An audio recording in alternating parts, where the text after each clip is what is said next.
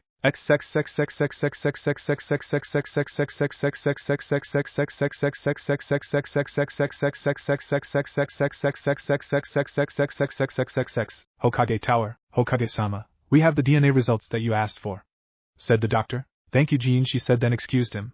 Jiraiya, who was sitting in the chair in front of her desk, asked, what are those for? She replied, before Naruto went on his mission to retrieve Sasuke, I had taken a DNA sample of him. I was hoping to surprise him by finding out whom his parents were, but I couldn't tell the hospital it was him, so that way they couldn't be tampered with. Luckily, we managed to have the DNA files of everyone who was alive before the QB attacked. He didn't get that far into the village, so I ran a check on all samples to hopefully find out who his parents were. Jiraiya was shocked, and then asked, can we see the results? She nodded, and then opened the envelope, and as she read her eyes would get steadily bigger, till she dropped it. Jiraiya, seeing this, was immediately at the side of his former teammate. Tsunade, what is it? His parents. Being unable to finish, Jiraiya picked up the paper, and said in shock, the fourth was his father, and I am his mother, finished Tsunade. Jiraiya was clearly shocked, but he put aside his shock, and decided to comfort her. Knowing this is difficult. You see, there was a reason why she left the village all those years ago. Everybody in the village knew that she lost so much. First, in the Great Ninja War, she lost her little brother and her fiancé. Then 4 years later, she lost her new husband Kazama Erasure, otherwise known as the fourth Hokage, and it was believed that her baby boy, newly born during the attack, had been killed when the fox leveled the nursery of the hospital. Because of all she lost, she couldn't take any more, and left. Now she finds out that not only is her son alive, but he's now an S-class missing nin. The ANBU guards that were in her office, assigned to protect the Kage, decided to dismiss themselves.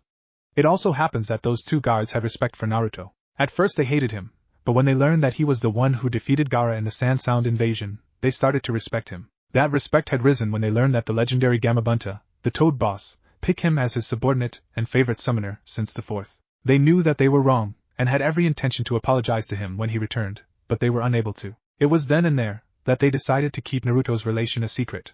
They didn't want to share information that was not theirs to share. Jiraiya decided that then and there, he was going to do something in secret that would probably be considered treason, but he knew that it must be done. He was going to give Naruto his father's scrolls and jutsus.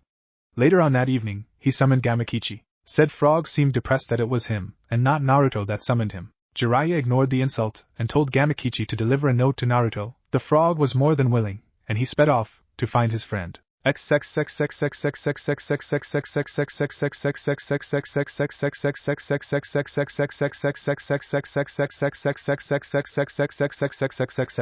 the Konoha hospital. The hospital was filled with some genin, some very pissed off genin. The genin were Hyuga Niji, Nara Shikamaru, Akimichi Tsuji, Inazuka Kiba and his dog Akamaru, and Yamanaka Ino.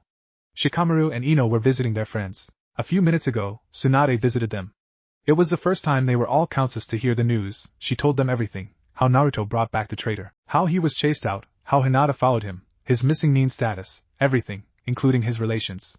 She told them that because she knew they could be trusted. After that she left, leaving behind some very pissed off genin. Niji was pissed off because of how Naruto was treated and Hinata leaving. You see, after the Chunin exams, Naruto told him about his seal, that made Niji think, and earn Niji's respect. Obviously, he was very pissed off at the village. Kiba was pissed because he liked Hinata. He was going to ask her out when he got back. He didn't blame Naruto. He blamed the village, and her father. You see, it was a known fact that Hinata's father, Hyuga Hayashi, was a very mean and tough father.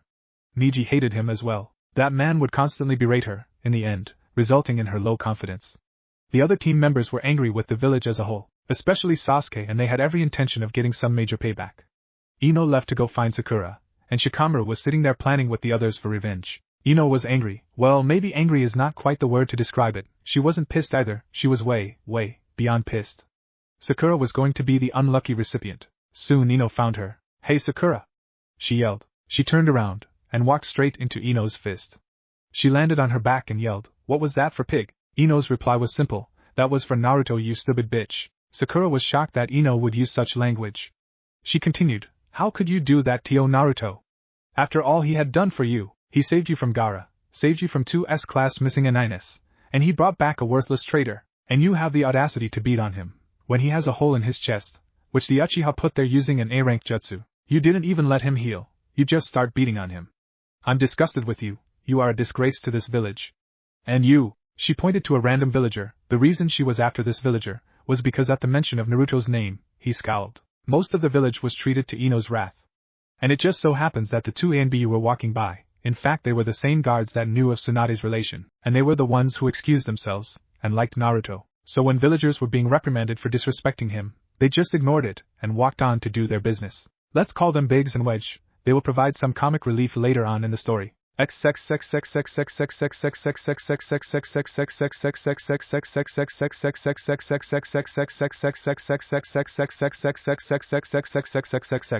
Naruto, they were just setting up camp, when a small toad came into the camp. "Hey Naruto!" It yelled. "Hi Gamakichi, how are you doing?" replied Naruto. "Nothing much, I just brought a message from the pervert." "What does he want?" asked Naruto. Gamakichi gave the note, and Naruto read it. He was happy, but decided to wait. "Oh, and by the way, Pop heard about what happened, and he says he is with you, man. In fact, he banned all toads from helping the village in any way. We're all with you, man." With that, he went back to tell Jiraiya that Naruto has decided to wait a year before he teaches the 4Th's jutsus. Of course, in the note, Jiraiya did not mention Naruto's relations, and that gave him the time to prepare to tell the boy, for he knew Naruto would be very pissed. Later on that evening, all three of our favorite missing Nins were sitting around the campfire, when suddenly 5 bandits attacked. Masamune was well aware of them being nearby, but he wanted to test his new students, to see if they have the capability to kill. Masamune's POV. "As soon as they attacked, I jumped and grabbed my sword, swinging in a wide arc, instantly killing both of my attackers. I watched as their blood and guts decorated the trees around us. I then decided to sit and watch to see if my new students have what it takes to survive." With Naruto, Naruto was caught unaware of the bandits, so when they first attacked, he acted on instinct and dodged to the right, the enemy's sword passing over his head. The bandit quickly recovers, and swings again. Naruto, being encouraged by Kyubi, jumps over the bandit, lands behind him, grabs his new sword, which he stuck into the ground, pulled it out and swung on a diagonal arc, hitting his waist, and coming out his shoulder. The man's upper body slowly starts to slide downward. Naruto can only stare as he sees the man's blood and internal organs starting to seep out. Naruto had just made his first kill. With Hinata, she was being careless, and she knew it. She has the Byakugan. She should have seen them approach, but she did not. These were the thoughts running through her mind. She was scared, all she could do was block, and the man before her was using his fists, with brass knuckles. She was using her chakra to deflect his blows. She knew she had to kill, but she didn't think she could do it. She glanced over, and saw Naruto standing over a severed body. She now knew she could do it. If her hopefully soon-to-be boyfriend, maybe husband, can do it, why not her? The man used his right hand and tried to punch her in the face. She saw this, and dodged his blow, using her chakra to disable his arm. She quickly used a supercharged blow directly to his heart, killing him instantly. Hinata had just made her first kill. After the battle, Masamune used the Katon Jutsu to burn the bodies, and then they moved their camp elsewhere. Masamune watched and evaluated them during the battle. Naruto he saw has a total lack of environmental awareness. He also noticed that Naruto almost seemed reluctant to use the sword. He would have to change that. Hinata, he noticed, has a total lack of confidence. He will have to change that also. He also notices that she looks up to Naruto, and has a huge crush on him. Of course, Naruto being Naruto was oblivious. Over the next year, he would turn them from simple genin, to a force to be reckoned with. Maybe get those two together while he was at it. A little romance never hurts, does it? Chapter 5. Konoha Village, 1 a.m. Uchiha Compound. 7 figures and a small animal were hiding in the shadows. Is everything ready, Chuji? Asked Shikamaru. Yeah, Lee and Tenten helped me set it all up. Good, Niji, Kiba report, said Shikamaru. No one's coming from my end, they both said. With that done, Shikamaru did a small katan jutsu, which hit the gasoline, setting the main complex ablaze. Those very same figures left the scene, and headed to Ino's flower shop. She let them in since her parents were out of town. Did it work? She asked. She received a nod from all the people present, Hyuga Niji, Tenten, Rock Lee, Inuzuka Kiba and Akamaru, Akimichi Chuji, and Nara Shikamaru. They didn't like Sasuke, because of what he is, a traitor, and with the pronouncement of Naruto and Hinata being missing means, they wanted some payback, so they looted the entire compound, and burned it to the ground. They had every intention of learning as many jutsus as possible, before finding a way to get them to Naruto. That would be the hard part. The next day, Marino Ibiki was put in charge of investigating the fire, but he was doing a half-assed job of it, because he never liked the Uchiha family, ever. One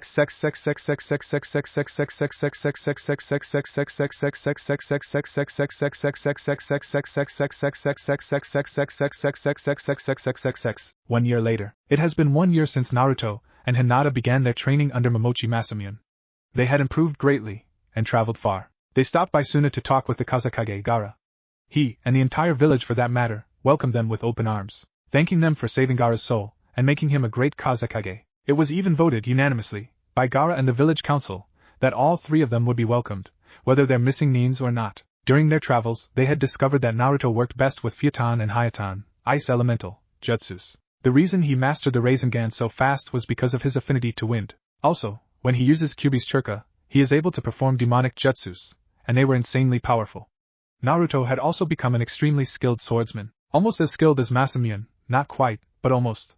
Hinata, they discovered, was excellent in healing abilities. Plus, with her Byakugan, she was more proficient with medical jutsus. Masamune didn't know much about medicine, so at every stop, Hinata would go to the local hospital to learn and she would experiment on Kyuubi. For a price, the fox, being perverted, agreed he would, if she would flash her breasts right before she experimented. Reluctantly she agreed. Much to the joy of the fox, Masamune, and Naruto. With the fox's excellent healing ability, no damage could be permanently done. So it all worked out. Over the year, they had also killed many teams of leaf hunterines sent to kill them. The last team's heads were sent back to Konoha as a gift, complete with wrapping paper and bows. Kyuubi had grown too. Since he is able to inhabit a body, if Naruto gives him enough chakra, he can fight as well, and he did. For the second hunterine team, there was nothing left to find. He slaughtered them. But with his freedom, he did other things too. Like by the entire Ika Paradise series, read them, then tie Naruto to a log, tape his eyelids open, and force him to read them too. After that Naruto became a little pervert, not as bad as the others, but unlike before, when there was nudity he would run the other way. Now, he will see whether can get. Which happened to be Hinata. She did not mind one bit. Over the years she had become more open, no longer stuttering, and wearing less clothing. She was becoming a full-fledged woman. Every man wanted her, literally. In every town, men would ask her out, but would always meet with rejection. They were currently in a village bordering wave and fire. They were waiting for someone. Jiraiya had just entered a small village. He wanted to go peeping, but he had more important matters at hand, and he spotted them. He approached them and said, "Don't worry, I'm here on personal business. The leaf thinks I'm gathering data from my spies. Naruto, can I have a word?" He knew this had to be done. He didn't want to do it, but he had to. He told Naruto about his parents. It didn't work out so well. "What?" he yelled. It was so loud that people heard it for miles. "Wave country, huh? Did you hear something, Tsunami?" asked Tazuna. "Yes, Dad, I did. Wonder what it was," she said. She went back to cooking dinner. Sunakagure. Gaara looks up. "Did you hear something, Temari?" "Yeah, it sounded like a yell." They ignored it, and went back to the fiercest enemy Gaara had ever faced, paperwork. With Kyuubi, he was currently hiding behind a bunker of chakra-reinforced sandbags, wearing an old army helmet. He has never been more terrified than this moment. He lifted his head to see if the coast was clear. It was not. With our heroes, Naruto was seething. He was so angry, his eyes turned red with slits. Jiraiya was scared for his life. But for Naruto, he felt betrayed. He finds out that he is the son of the most powerful people of Konoha, yet they still marked him as a missing nin.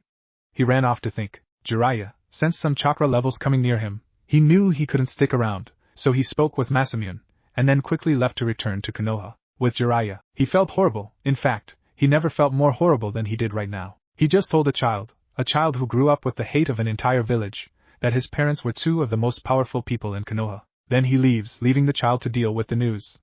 What's worse, he still has to remain a missing nin. Jiraiya realized then and there that Naruto will probably seek revenge. If he wanted to destroy Konoha before, then he must want to completely annihilate it now. With Naruto. Nanda? Why me? Why am I cursed? First the fox, now my own parents.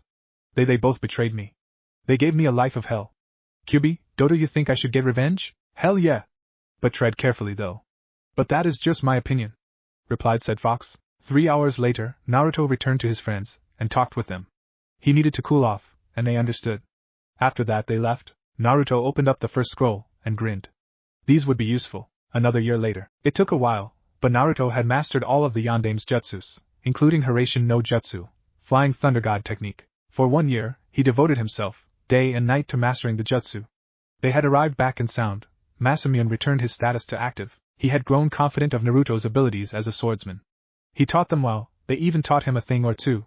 He was proud to call them his students. They were at his newly appointed apartment. He was talking with Naruto alone, and Hinata went shopping. Kid, I'm proud of you, you have mastered everything I could teach you, all the water jutsus, the art of the sword, everything. You have even taught me some things, for this I thank you. But the time has now come to part ways. I give you this, it is the necklace of the Momochi clan. Since I am the last member, I wish to formally adopt you into the clan. Do you accept? Naruto was shocked. He finally found a person, other than Hinata, who acknowledged him. He accepted, and became Uzumaki Momochi Naruto. Of course, this means you must marry 2 wives, 1 for each clan name, Masamune said, winking at Naruto, who blushed. Naruto put the necklace around his neck, and thanked Masamune with a big hug. He then left to go prepare for his journey. Hinata came in, and Masamune asked to speak with her. You have improved greatly, young Hinata. You are now a woman, with great assets, I might add. You have also grown braver, smarter, and more cunning. Now I must speak with you about Naruto. He loves you, more than you can imagine, and I know you love him just as much. But you see, I have adopted Naruto into my clan, and because of this, he must marry 2 wives, 1 for each clan name. I know this is much, but would you be willing to accept this situation? Hinata started to think and 5 minutes later answered, yes, I accept, but it must be someone who truly loves him, for Naruto, nothing else. Masamune agreed, saying he wouldn't have it any other way. He hugs her, and then she departed. Naruto and Hinata left sound that evening, deciding to head south, to Mist Village, Konoha. It's been 2 years since Naruto left, and the Rookie 9 burned down Sasuke's home. After that, they moved out of their family's compounds, and bought a huge house for themselves.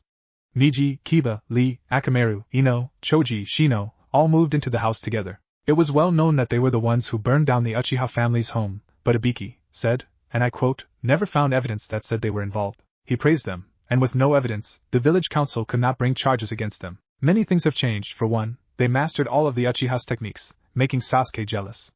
Niji even no longer had the caged bird seal. When Jiraiya found out about Niji's loyalties to Naruto, he managed to bribe a Hyuga, who removed the seal, then taught Jiraiya how to do it as well. The main family was furious, but were unable to do anything. Niji moved out soon after so he could be safe. The remainder of the rookies also distanced themselves from their families. They were saddened, but until they changed the village for the better, then they would not move, or socialize with them. The council, still being stubborn, refused, and that only made things worse. Sakura was still in love with Sasuke, but he still didn't give her any affection. Her blind obedience left her friendless. Tsunade refused to teach her, she lost everything. Sasuke was forgiven by the council, and given Chunin status, so were all the rookies. But the rookies had to work for it. They managed to pass an exam, when they realized what they had to do. Sasuke was getting it without having to participate in an exam. This made all the rookies furious. Tsunade had little to no power as Kage, the council took it all. Jiraiya stayed to support her, but that was it. The village was on the road to destruction, and they didn't even know it. Mist Village. When they arrived, they found the village to be completely different than Konoha. It was crime-ridden, and polluted. Poverty was everywhere. Naruto and Hinata decided to stay for 6 months and do missions. Naruto did missions. Hinata worked at the hospital. It has been 6 months, and the Mizukage was very thankful. Thanks to Naruto's mission success, the mist had been able to change for the better. Naruto ended the civil war by joining the factions together. It was actually easy. The reason there was civil wars was because a civilian was making a profit off it. Much like Gato, Naruto killed him, and had the two sides meet. They agreed to work together once again. The Mizukage was only in office a month before Naruto showed up. Hinata completely revamped the hospital, making it modern and clean. The village was indebted to the two. Naruto and Hinata left with the thanks of an entire country. They headed to Sand. They spent another 6 months with Gaara. Naruto learning all he could about wind jutsus. He also decided to create his own jutsus, which was going well. He ended up creating 3 jutsus. 1 was an improved Rasengan. He found that if he keeps compressing the chakra, then add more, then it makes it far more powerful. 2, a wind attack that is like a tornado. The amount of chakra determines how big it can get. 3, a defensive wind that requires little chakra, but forms an impenetrable force of wind around his body. After their time there, they once again had to leave. They decided to head north, to Ice Country. Chapter 6. Cold, so cold. It was very windy, and snowing. Hinata was unconscious, so Naruto was carrying her. He himself was on the verge of passing out. He slipped on some ice, and fell face first in the snow. He did not get up. 2 days later, Naruto was starting to wake up. He slowly opened his eyes, and saw a young woman probably in her early 30s, washing Hinata's face. "Hoo-wah," was all he could say. She turned around and smiled. Now, you need to rest. I'll go get my husband, and he's the one who found you." She left and returned 5 minutes later with a big man, not big as in fat, but muscled. "Ah, I see you're awake, my boy. Good, now tell me. Why were you and your lady friend tracking in the snow in this time of year?" he asked. Naruto responded, "Well, sir, we were being chased by Hunter Nin. There were 5 squads, more than we have ever faced. We could not win, so we headed north. The weather chased them off. But unfortunately we were caught in it." At the mention of Hunter Nin, the man's eyebrows rose, and then asked, "Why were you being chased by Hunter Nins?" Naruto decided that since he was kind enough to save them, then he deserved to know the truth. So he told the man everything, from the QB ceiling to present day. The man seemed interested, and listened intently. "And that's how we ended up here," concluded Naruto. "I see. Tell me, boy, are you willing to serve a village, or remain a missing Nin?" the man said. "Well, to be honest, we would like to be loyal to a village, but we're afraid that no one will accept us," said Naruto honestly. "Well, what if I told you that I know a village that may be willing to accept you?" That got Naruto's attention. "Really? Who is it?" he asked excitedly. "Why, it's the Hidden Ice Village, or Hyogakure if you must," the man said with pride. Naruto looked confused, so the man explained, the Hidden Ice was a powerful village, but they remained secret from the world because they didn't want to get involved in their petty wars. So they devoted themselves to training. The man, his name being Boris, said his older brother was the Kage of the Ice Village, and that he would talk to his brother. But for now, he and Hinata should rest. 2 days later, Naruto and Hinata were working. They decided that as a way to repay the people for helping them, they would do some work around the house. Naruto was put in charge of cutting wood for fire. Hinata was in charge of cooking. They also met the couple's young daughter. She was 5 years, and her name was Yuki. She was a sweet angel, who quickly grew attached to Naruto. They would spend hours playing together. She thought of him as a brother, and Hinata a sister. She was adopted when she was an infant, her family being killed by bandits. Boris found her on a hunting trip, and adopted her. Just as they were about to eat dinner, a man walked in. He appeared to be in his late 50s. He was wearing the robes of a Kage, even the odd hat. The only difference from the Hokage robe being, on the back instead of saying Fire Shadow, it said Ice Shadow, and his robes were white, with blue flames around the edges, instead of the red used by the leaf. He took one long look at Naruto, then Hinata. Studying them, finally he muttered, "They are powerful, and pure-hearted. I knew you'd like them, brother," Boris said. "Come, join us for a meal." Faster than a lightning strike, the Kage was sitting next to Naruto with a fork and knife in each hand, looking very hungry. "I could never resist your wife's cooking, brother," he said in a laugh. The evening proceeded very well, avoiding the subject of Naruto and Hinata joining the village, but instead talking about normal things, like how his brother's life has been, that kind of thing. Naruto liked this man. He seemed warm, caring, not cold and distant. For the first time both our heroes felt at peace. After the meal, the men went outside to talk, while the women were cleaning up and chatting themselves about the men in their lives. With Naruto, "So, young man, my brother here told me your tale. You seem honest, and you are powerful. But the question remains, will you be loyal to our village, or betray us?" asked the Kage. "Well, sir, we will remain loyal, provided your village doesn't betray us, like our own did," replied Naruto. Good answer. He answers, leaving his options open in case of a betrayal. So if need be he and his friend can leave, thought the Kage. "Never mind with that sir stuff," he said. "My name is Makio. I'm the sandame of our village. If you wish to become a ninja of ice, you will have to pass the test. If you do, then we will accept you," said Makio. Naruto nodded in understanding. He said he would have to discuss this with Hinata, but first, Yuki wanted to play in the snow, and so all 4 of them went to build a snowman. When the boys came in, they were all drenched. Apparently, they decided to see who can build the biggest snowman. In the end it was Yuki. The others kept destroying each other's efforts to realize that she won. That night Naruto and Hinata discussed the deal, and she accepted. The next morning, they told Makio that they accept the challenge. "Good, I was hoping you would. Our village is 100 miles due north. You can't miss it. Come when you're ready, or you can come with me now," he said. They decided to travel together. In 30 minutes they reached the village. When they stepped through the gate, their mouths dropped in amazement. All the homes and shops were made of thick ice and snow, the Kage explained. The buildings are made of a special kind of ice. It took many years, but we were finally able to perfect it. It never melts, no matter how hot the fire, but thick enough that no one can see into your home. It is perfect. Of course that is nothing, wait till you see the monument. When they did, they were even more impressed. Carved into a glacial mountain was 3 faces, all crystal clear and sparkling. They couldn't help but be impressed. The Kage was laughing at their antics. When they reached the center of the town, they found a fountain, made of ice, and the image was life-size versions of the past Kages. One was as small as Naruto. The fountain was truly magnificent. Under the feet of the Kages was the water, and it was warm. It gave off the illusion that the ice statues were standing on water. The statues were even in various poses. The Shodaime, whose name was Hayamaru, was standing with his hands on his hips, looking skyward as if he were having a vision. The Nidaime, whose name was Shin, he was standing, eyes staring out, looking into your eyes as if he were judging you worthy of entering his village. And the third, the Sandaime, was standing, with a smile on his face, as if welcoming you to the village. That was the Kage's favorite, for obvious reasons. They made their way to the center of town, to the Kage offices. The building was a tall tower, made of ice. It was truly magnificent. It overlooked the city, giving a splendid view. They entered and made their way to the Kage office. When they reached the top, he sat in his chair behind his desk, while Naruto and Hinata sat in the guest chairs. Okay, now for the test. I will have to personally spar with you, to measure your battle capacity, and find your ranking. Also, after the test, you can then choose which field you would like to go into. After the spar, you will have to show me every single jutsu that you know, so I can put them in proper classes. Don't worry, I won't copy them. After that, then you're home free. But first, we will rest. You can spar with me tomorrow. Simply come here and I will take you to the training grounds, said Makio. He called a Chunin, who then proceeded to give the two a guided tour. After that, they went to a hotel so they can prepare for tomorrow. With Makio, he had assembled all the ninja in the village for a special meeting. Okay, Minasan, I have called you here today because I have some news. It seems we have 2 new ninjas to join our ranks. They are powerful, and I will be administrating a test, but unknown to them, there will be a 3rd test, a test of loyalty. Now here are your orders.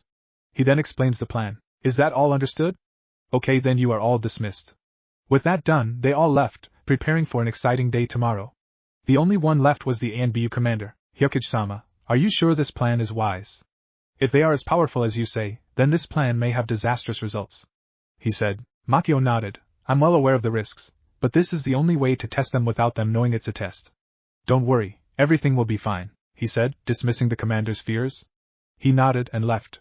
Little did they know that their secret test would never happen, because an emergency was about to happen. The next day, they were at the field, about to start, when suddenly a frantic Chunin came running. Hyokage-sama.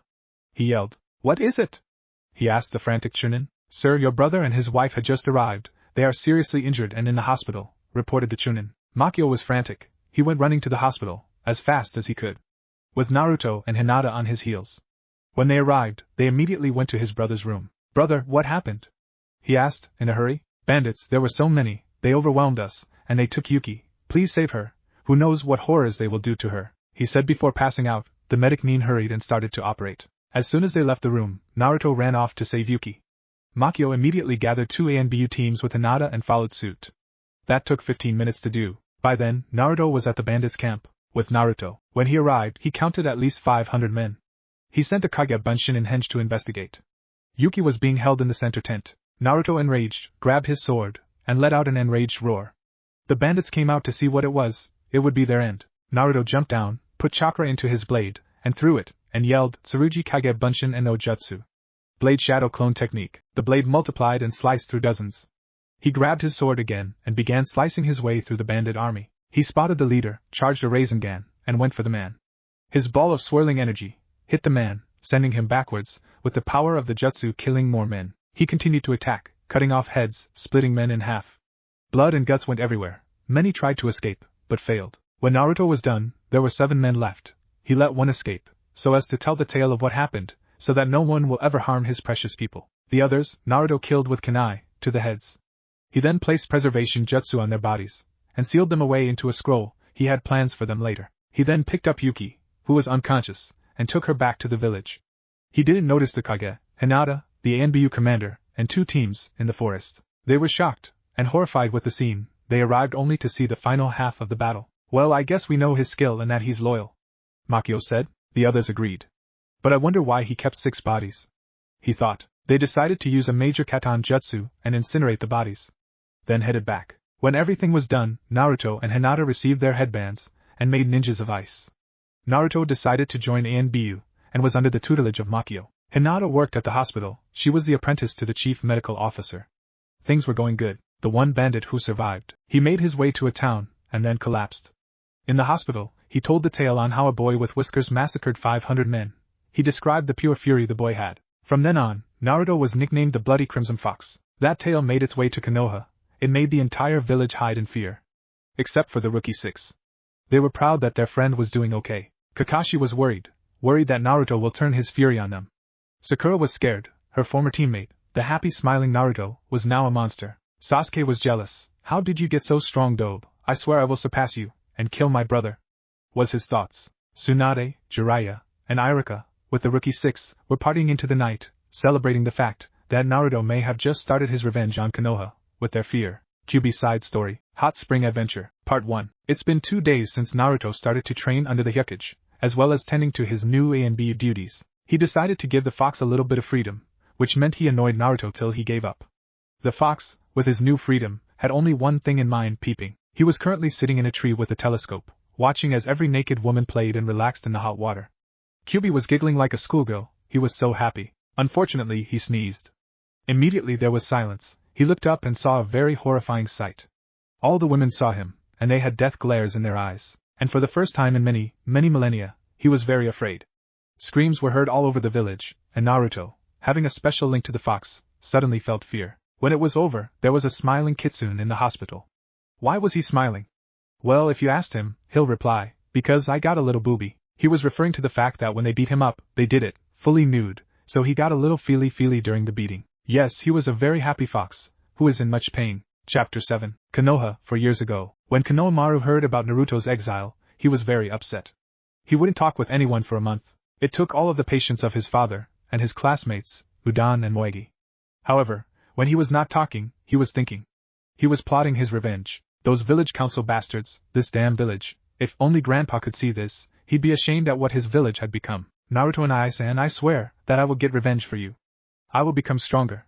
I will become Hokage, and destroy this village, he thought. He discussed his plans with Udan and Moegi, and they agreed, since they looked up to Naruto as a brother. It was only right that they get revenge. 3 days later, the Uchiha compound was burnt down, and 2 certain Umbu from the beginning of the story, Biggs and Wedge, caught Konohamaru peeing on the ashes. Being who they were, and how they hate the Uchiha, they decided to join him. Needless to say, he was shocked when 2 Umbu unzipped their pants and joined him. He laughed at that on the way home. After that, he and his teammates would train constantly. Udan was a certified genius, and it was well known that he considers Shikamaru to be his hero. He admires his intelligence, and even asked Shikamaru if he could train his mind. Shikamaru accepted, because it would allow him to play shogi more. Moegi had perfect chakra control. However, unlike one Hirano Sakura, who had control because of her very low chakra, which was due to dieting and trying to make herself look good for a certain bastard, Moegi had it because she worked hard. Konohamaru worked on chakra capacity. He wanted to be a ninjutsu specialist, like his grandfather. During their time off, which was not often, they would terrorize the village, most notably a certain pink-haired kunoichi. They pulled off some serious pranks. Konohamaru even did something that no one in the entire village had the balls to do. He told Hyuga Hayashi off, and then gave him the finger. This earned the admiration of Hyuga Hanabi. She herself did not like her father, and she blamed him for his cruelty, and the exile of her sister, Hinata. She made good friends with Konohamaru. 2 years later, it was the day that Iruka stopped teaching. Ever since the exile of Naruto, he had been training, and yesterday he took and finally passed the Jounin exam. Without Naruto, things made his life boring. When he made Jounin, and the day he stopped teaching, Konohamaru had a little surprise for the new teacher. He led the entire junior class, including Hanabi, in a coup d'etat. They had kicked everyone out of school, including the superintendent, and claimed it under a 9-tailed fox banner. In the end, it took 6 ANBU teams, 7 Jounin, 15 Chunin, 1 Sannin, 1 Hyuga, and 1 Hokage to catch Konohamaru and his team of Udan, Moegi, Hanabi, and himself. He was suspended for 1 week, but it was well worth it. Hokage's office. Here you go, Hokage-sama. Here's this year's Genin graduates, said a Chunin. She looked over the file and finally came across the ones she was looking for. Name, Sarutobi Konohamaru. Age 13, sex male, specialist ninjutsu. Konohamaru is well known for his skills in ninjutsu. He is able to learn them very quickly, just by watching. He has trained relentlessly to raise his chakra reserves, and get his hand seals down to a very fast motion. It is even said that he surpasses Uchiha Sasuke when he graduated. Name Udan, age 13, sex male, specialist, strategy, taijutsu. Udan is a specialist in strategy and taijutsu. It has been rumored that he has been under the tutelage of one Nara Shikamura for 2 years. His genius in battle is almost unmatched. He specializes in taijutsu to help complement Konoha Maru's ninjutsu. He is fast and very strong. It is rumored that he may become just as strong as Rock Lee. Name Moegi, sex female, specialist, genjutsu. Most people who specialize in genjutsu tend to have a low chakra capacity and perfect control because of low capacity.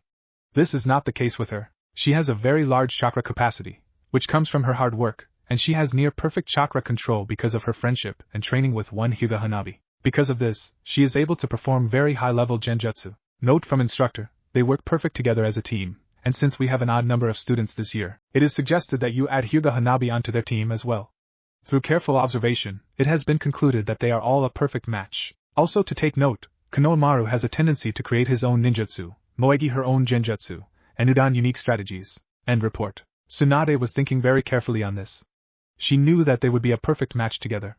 But they have also been known to create chaos when together. She was lost in thought when a certain white-haired perverted Sannin found her. You know, I think you should put them together. Jiraiya said. You really think so?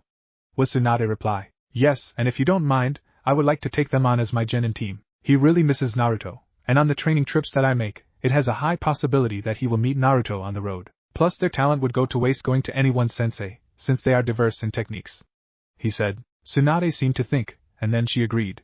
As much as she hated perverts, this one had a very good point. In the end, Team Konoha Maru became apprenticed under a Sannin. 6 months later, Konoha Maru and his team had returned to take the Chunin exams. Jiraiya felt they were more than ready to do it. They had grown so strong, not only as a team, but individually as well. They made it through the first 2 exams fast, and perfectly. Now was the time for the 3rd exam. Konoha Maru had the entire Rookie 6 rooting for him. Sakura and Sasuke were there as well, and Konoha Maru kept shooting them death glares.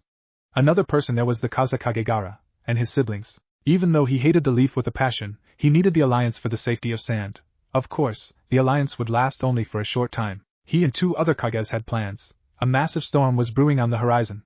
And it would all start when he returns to his village. When the Chunin exams were over, Konoha Maru and his entire team passed, so they were now Chunin. Now, normally, when you make Chunin, you're separated to do different tasks, but they were kept together because they worked so well together. They worked together for a year and a half, then they were given a mission to escort a scroll of intelligence from Sune to Konoha. What they meet when they get there will be a big surprise. 739. Chapter 8. Naruto and the Village Hidden in the Ice. It has been 1.5 years since Naruto and Hinata joined the Ice Village. Hinata had replaced the chief medical doctor of the hospital, who was currently enjoying a nice retirement, and Naruto moved up to ANBU captain. They both earned quite a reputation. Hinata had a 95% survival rate when it came to healing shinobi, but then again, since she was living with a reeking machine, she had a lot of experience healing wounds. Naruto has never failed a mission. He currently led a team of 4. There were 3 males and 1 female. The men were of course, Naruto as captain, Akita Ryoshi, and Kaneko Hanzo. The woman was Mihashi Kimiko. Ryoshi was a tall man, 6 feet 4 inches height. He was a little muscular, he had muscles, but not overly big so he can have some decent speed. His hair was short and black, and his eyes were a light blue. He had a bloodline that made his eyes turn silver. It allowed him to move at incredible speeds, increase his reaction time, and slightly more strength, but those were simply only the minor effects. The eye's true strength was that it increases the power of ice jutsus, and uses half the normal chakra required. His clan was well known for their speed and ice jutsu combination techniques. They were a very powerful clan. However, unlike the Hyugas, that power did not make them arrogant. His clan was very few in number, and did not care for material wealth. They did a lot of charity work. Hanzo is known for his raw physical strength. His muscles were huge, which meant that he was not very fast, but his endurance made up for that. To put it simply, the guy was a walking tank. Even Kyubi doubted he could take the guy down with anything less than 4 tails. And the final member was Mihashi Kimiko. She was an intelligent woman, who had a serene grace when she fought. She specialized in genjutsu, but she was also formidable in taijutsu and ninjutsu. She was also a feisty redhead, so of course, the fox was attracted to her. In fact, he even tried to convince Naruto to make her his second wife, but Naruto flat out refused. Kyubi gave him hell that month. Naruto even presented Makio, the Hyukage, with an idea. His idea was to occasionally allow Kyubi to go on missions with Naruto, so that Naruto can control him. The Hyukage's answer was simple. No, what? Come on. For the really difficult missions he can provide a distraction without us having to worry about a teammate, reasoned Naruto. The Hyukage sighed and said, alright, here's the mission. It seems that sound has been poking their nose around here. I'm not sure if they are aware we exist, and if they aren't, I don't want them to set up a base around here.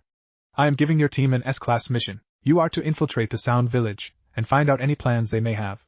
That is your primary objective. Your secondary objective is to secure any information you can, that includes Jutsu scrolls. And remember, you must not get caught. The world does not know we exist, and when we reveal ourselves, we must have every advantage we can get. You may use Kyubi if you want, but nothing more than 4 tails, and keep that fox under control. He may have proven himself to the village, but I'm still skeptical as to where his loyalties lie, said the old Kage, dismissed. Naruto was currently briefing his team. Alright guys, Ahem and girl, we have a mission. He then proceeded to explain to them about the mission, and the role Kyubi is going to play. The entire village knew Naruto held Kyubi, but they didn't care. They accepted him for him, which was why they weren't surprised when he mentioned the fox's role. Kyubi, I am giving you 4 tails of power. I want you to provide a distraction. But please, don't destroy the village. The fox nodded. He was currently in his modified Bunshin form. Then Kyubi smirked. He had the perfect idea on what to do. 4 days later, Naruto's team just arrived at the Sound Village's outer wall. They had scouted the area and discovered what appeared to be a bunker behind the village, and it was hidden in a powerful genjutsu. They sent Kyubi to the village gates to distract everyone. Boom! The ground shook from the blast. Suddenly, all the ninja, including Kabuto and Orochimaru, came running out of the bunker to see what was going on, thinking it was a surprise attack. When they were out, Naruto's team snuck in. The bunker was huge. There were many doors, and some gave off a feeling that made even Ryoshi shiver. Okay, I think we should head to the back of the hallway. It is logical that he may have hidden his most secret of secrets there. I can also sense high-level defenses there as well, said Kimiko. At the end of the hallway, they disabled the security measures when they heard another big boom. Naruto was personally kind of worried as to what the fox was up to. When they entered the room, they were shocked to say the least.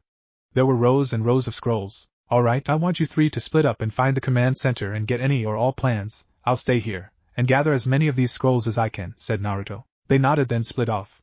Naruto decided to explore the room when he felt a massive genjutsu hidden behind a bookshelf. When he went to get a closer look, he actually looked afraid. That is one nasty trap, he thought. The trap, as it turns out, is made to distract with the genjutsu. By giving you what you seek most, then it would twist around and give you your worst nightmare. As that was happening, there was another trap that was triggered by the jutsu.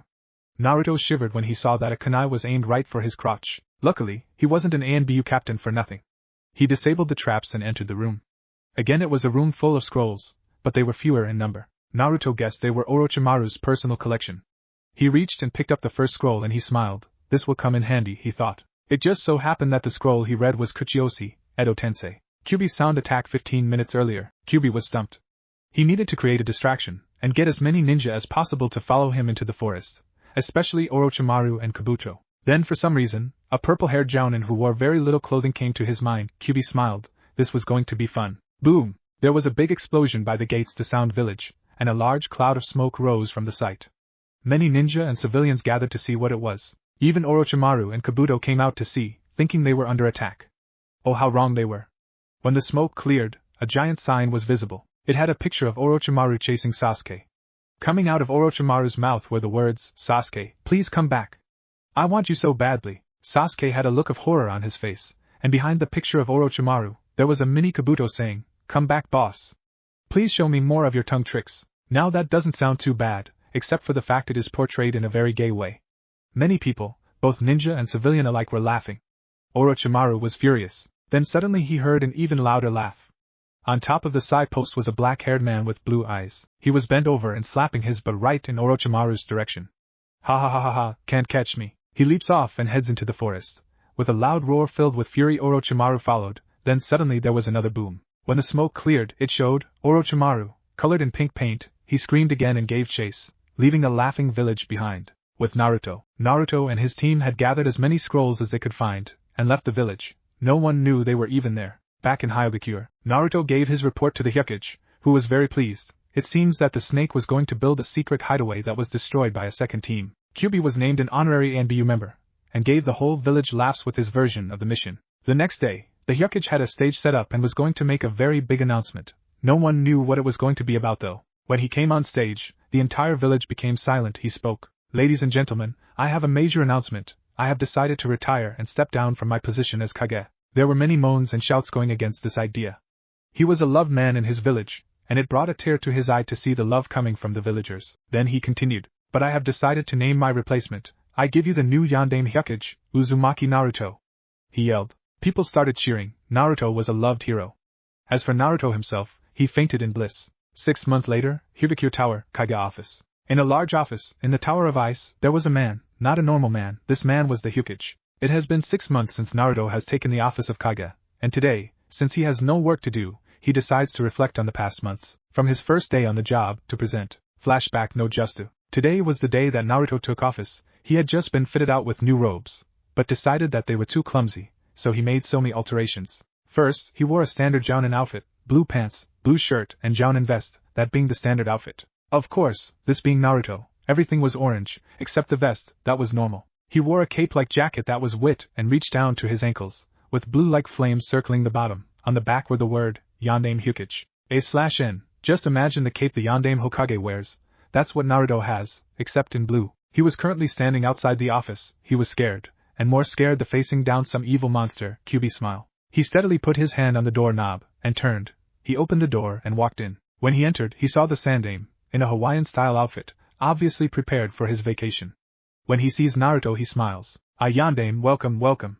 This here is your new office. Let me give you a tour. There's the desk, the bookshelf, and behind third book, theirs is a special seal. Place chakra into it, and it will lead to a special living space.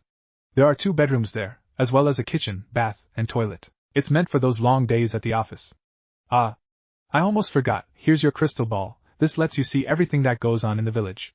Very useful. Well, I must be off, good luck /. With that, Makio was off. Naruto never thought an old man could run so fast. Naruto decided to get a feel for the desk, so he sits in the nice comfortable chair, and looks out the window. He has the perfect view of the Hyukage monument. People have already begun the planning stages to put Naruto's face up there. Now, what to do first is Kage. Suddenly, the door burst open. Naruto looks and sees 5 men bringing in a stack of papers 5 feet high, each. They drop it off on his desk, and leave, promising more. Naruto's eye starts to twitch. This can't be too bad. I can do this, he thought. 15 seconds later. I can't do all this. I'm only one man. No wonder Makio was running so fast. He wanted to escape. Naruto begins to cry, when suddenly a light bulb goes off over his head. Wait. I have an idea. Kage Bunshin no Justu. 20 Narutos appear. He directs them to do more paperwork, while he himself goes to look at his new crystal ball. That was a great idea. Have the clones do the work. When he grabs the ball, he gets another idea. He searches for Hinata, and finds her, naked, in the shower. Hell yeah, this job rocks. End flashback. Yup, over the past 6 months, the village has really prospered. He set up exclusive trading rights with Sunagakure and Mizubikure. Bring a lot of wealth into the ice. He also set up secret political and military alliances with both nations, but they agreed to keep the ice village secret, at least, till the right moment arrived for the village to reveal itself. He also set up a trading and political alliance with Snow Country. When he learned that Princess Yuki cut off all relation to Konoha after he exiled, he approached them immediately. That was an interesting encounter. Flashback. Naruto had sent a letter to Yuki. Keeping his name anonymous, she accepted his invitation and decided to visit the shinobi village. Naruto had sent an ANBU team to watch over her, to keep her safe. After all, she was a foreign dignitary. She arrived 2 days after Naruto made contact. He couldn't wait to surprise her. She was escorted to the tower, and to the office. Naruto watched her through his ball. She was dressed in a beautiful white gown with gold lining that went down to her toes. On her gown she wore a red sash with the symbol for snow. Her hair was tied into a bun, and she was wearing blue boots, to protect from the ice of the village. When she entered the room, Naruto's back was to her. He was sitting low in the chair, so she couldn't see his hair. He raised his right arm, and suddenly, 2 ANBU appeared out of the shadows, shocking Yuki because she didn't know they were there, and left. Naruto then spoke in a fake deep voice. Hello princess, welcome to my village, tell me, what do you think? Yuki felt indignant that the man didn't even show his face. She thought it rude, but she answered his question. Well, I like it. I find it to be very beautiful, especially the monument. Tell me, are they working on your face next? Yes, he replied. Please take a seat. She accepted, then decided to be bold and asked, Sir, may I please see your face? I believe these negotiations will go better if we are able to talk face to face. Naruto smiles, then in one swift motion, turns around. In a flash, Yuki sees something she knows is familiar. Bleach blonde hair, bright blue eyes, 3 whisker marks on each cheek. She know him. Naruto? Naruto! She jumps out of her chair, over his desk and gives the young man the biggest hug in his life. Naruto, I thought you were dead. When I heard what happened to you, I couldn't believe it. But you're here, alive, and wait a moment, are you this village's Kage? Naruto laughs at the speed at which she can talk, so he decides to respond. Well, it's a long story, but in short, yes.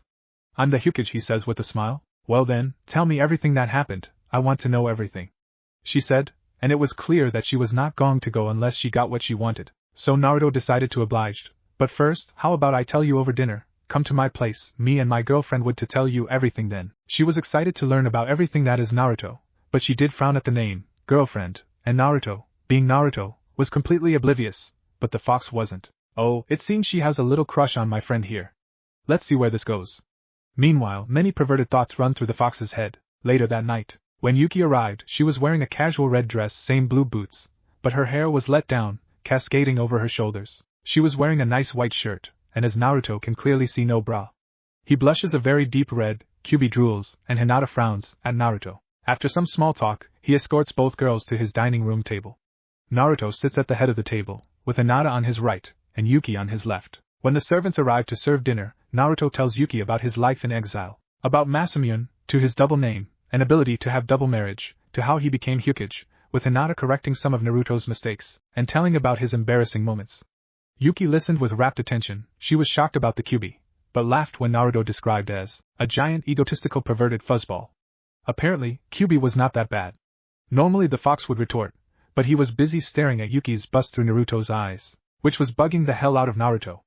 After the dinner, all three people went into the living room and Yuki talked about the state of Snow Country. It turns out, after Naruto's mission there, they discovered that the spring was not permanent. Snow Country now had seasonal changes like every other country. The difference being, the winters are slightly longer, with heavy snowfalls, but her people were used to it. It also turns out that because the ground was frozen for so long, that their soil was very fertile. Because of that, in the springtime, they are able to produce a massive amount of crops and other products.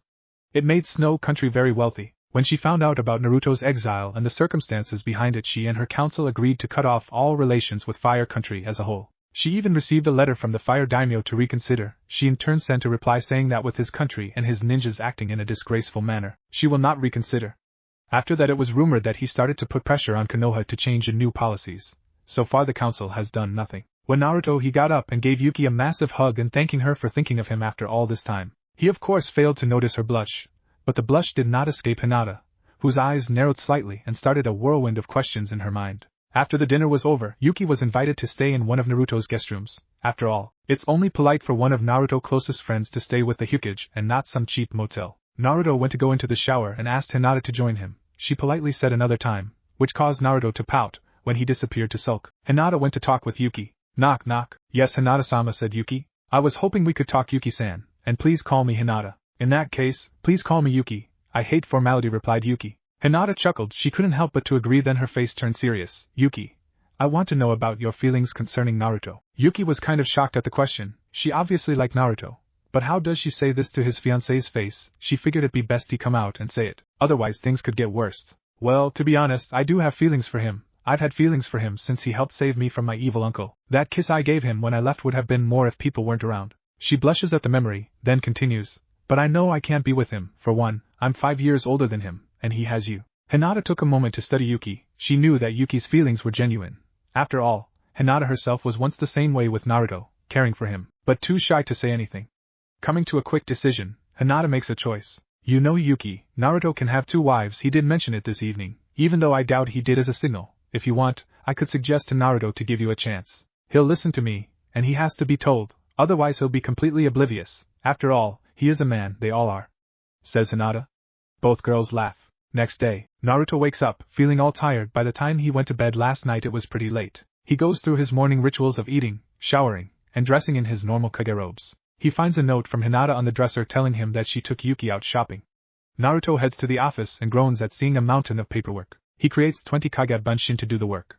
While that is being done, he asks his secretary if he had any appointments. She told him that today he was going to have to go over the new genin teams with the academy teacher, Hayabusa Rachel.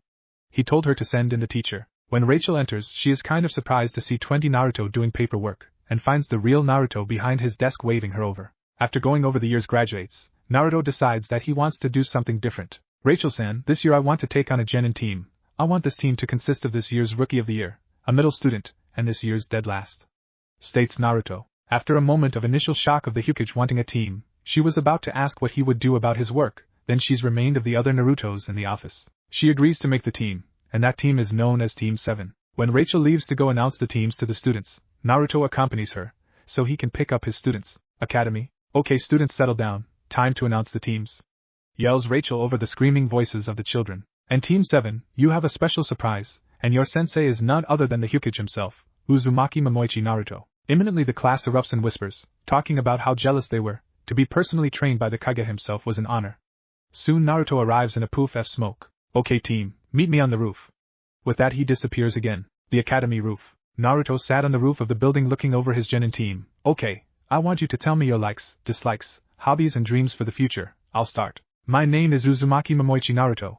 I like ramen, my fiancée Hinata-chan, a good friend of mine, the princess of Snow Country Yuki-chan, training, my precious people and my favorite, ramen. My dislikes are rather personal, so I won't tell unless you've earned the privilege. My hobbies include ramen, making Hinata-chan happy, but I can't get into that. You're too young, training, and protecting this precious village. My dreams for the future, well, I'm living it." He points at a girl. "Your turn." "My name is Nina, the cat lady of the feline clan. My likes include cats of all types, training in my family jutsus and yarn. My dislikes include dogs, people who hate and abuse cats, and all animals really, and stuck-up people." She shoots a glare at the person next to her. "My hobbies include playing with my toys, helping injured animals, and working on becoming a medic.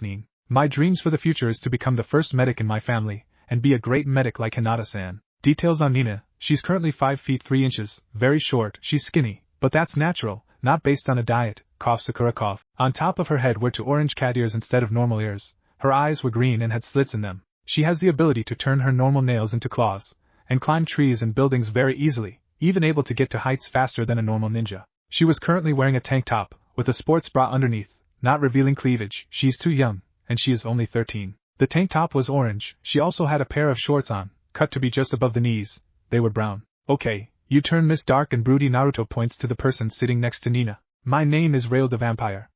I come from the clan Vampira. We are a little sensitive to light, but not much. We also specialize in nighttime infiltration, able to melt into the darkness and move around unseen. That's why many of my clan goes into ANBU. My likes include my mother, who heads the clan, the majority of my clan, and training to use my abilities. I also like to read. My dislikes include my bastard of an uncle." She spits that word in disgust, and his supporters. "I also hate people who judge us based on some old stupid legends that aren't real. My hobbies include training and reading. My dreams for the future, well, I want to be a proud clan head, and protect this village with all I have, and contrary to popular opinion, I am not a stuck-up ass." She glares at Nina. "I'm also a lesbian, but I know I will have to find a man to have a child with to continue the family line." Details on Reo: she's pale, but that's expected. She's currently wearing a dark red long-sleeved shirt, and black ninja pants, with black ninja sandals. She's also wearing a dark red cape with her clan symbol on the back. The symbol is a circle made of what looks like blood, and in the center of the circle is the kanji for Nightwalker. Her hair is dark blue. Her eyes are a somewhat pale brown. Her clan's abilities include night stalking. As stated above, she is also able to take a small sample of a person's blood, and when drunk, can show her anything from recent memories to selected memories and techniques of deceased ninja. "Okay, your turn."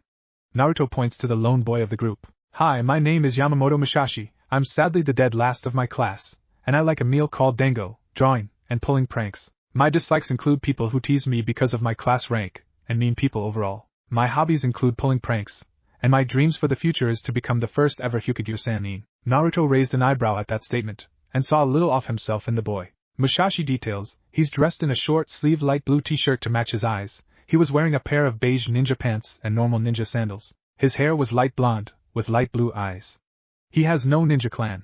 As a matter of fact, his entire family are civilians, and his parents own a clothing store. He's the first ninja in his entire family's history. This is defiantly a diverse team. My work's gonna be cut out for me, but I think I can help them accomplish their dreams.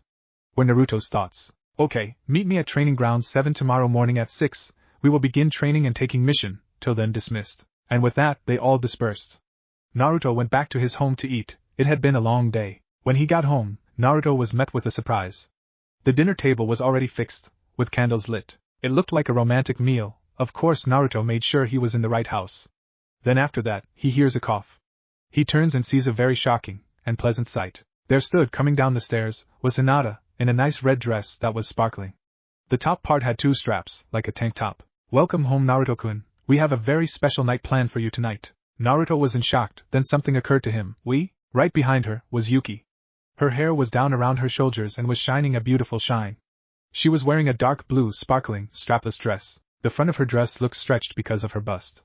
Of course Naruto didn't notice that as much, he was too busy admiring her overall beauty. Kyuubi of course noticed all the parts that count for him, the super pervert fox. Naruto ignored him.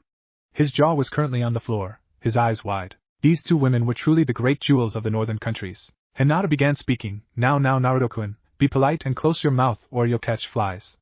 This evening was planned for a reason, Naruto-kun. Now come, sit with us at the table. We both slaved away in the kitchen today, and we don't want the food to get cold. Still in a daze, Naruto follows her instructions. After a nice, pleasant meal, they lead Naruto into the living room. Hinata makes up an excuse to use the restroom, leaving Yuki with Naruto, alone. She's nervous, that much he can tell, then she finally musters up the courage to speak. Naruto-kun, you look incredibly handsome today. She then mentally berates herself for her dumb opening line. Naruto could only nod, but he faintly noticed the kun suffix added to his name. Yuki then decides to follow Hinata's advice and be as direct as possible. That is the only way to reach him. Naruto-kun, I'm going to be as direct as possible, I love you. She says. That shocks Naruto, but before he can say anything, she continues. I first felt these feelings after you helped rescue me in my country when you were a genin. Over the years, I felt these feelings develop over time. When we met again over the last few days, I could no longer deny these feelings. Hinata saw this and she accepted me. She told me that you can have 2 wives, one for each name. If you return my feelings, I wish to be Momoichi Yuki. She finished, and closes her eyes, fearing what his reaction will be. Naruto was shocked beyond words. His mouth was hanging open in complete shock. He had no idea what to say. Yes, he will admit he had feelings for her. Hell, he had feelings for her the moment they met. Could this really be true? He loves Hinata, that's for certain, and he knows he loves Yuki. So coming to a decision, he speaks. I will be honored to have you as Momoichi Yuki, just as I am honored to have Hinata as Uzumaki Hinata. So if you propose, then yes, I accept both of you. Tears in her eyes, she jumps Naruto, giving him a massive hug. Hinata, who was around the corner listening intently, smiled. She comes into the room and congrats Yuki. They will soon be family. The next day, Naruto made the announcement that he engaged to the 2 women.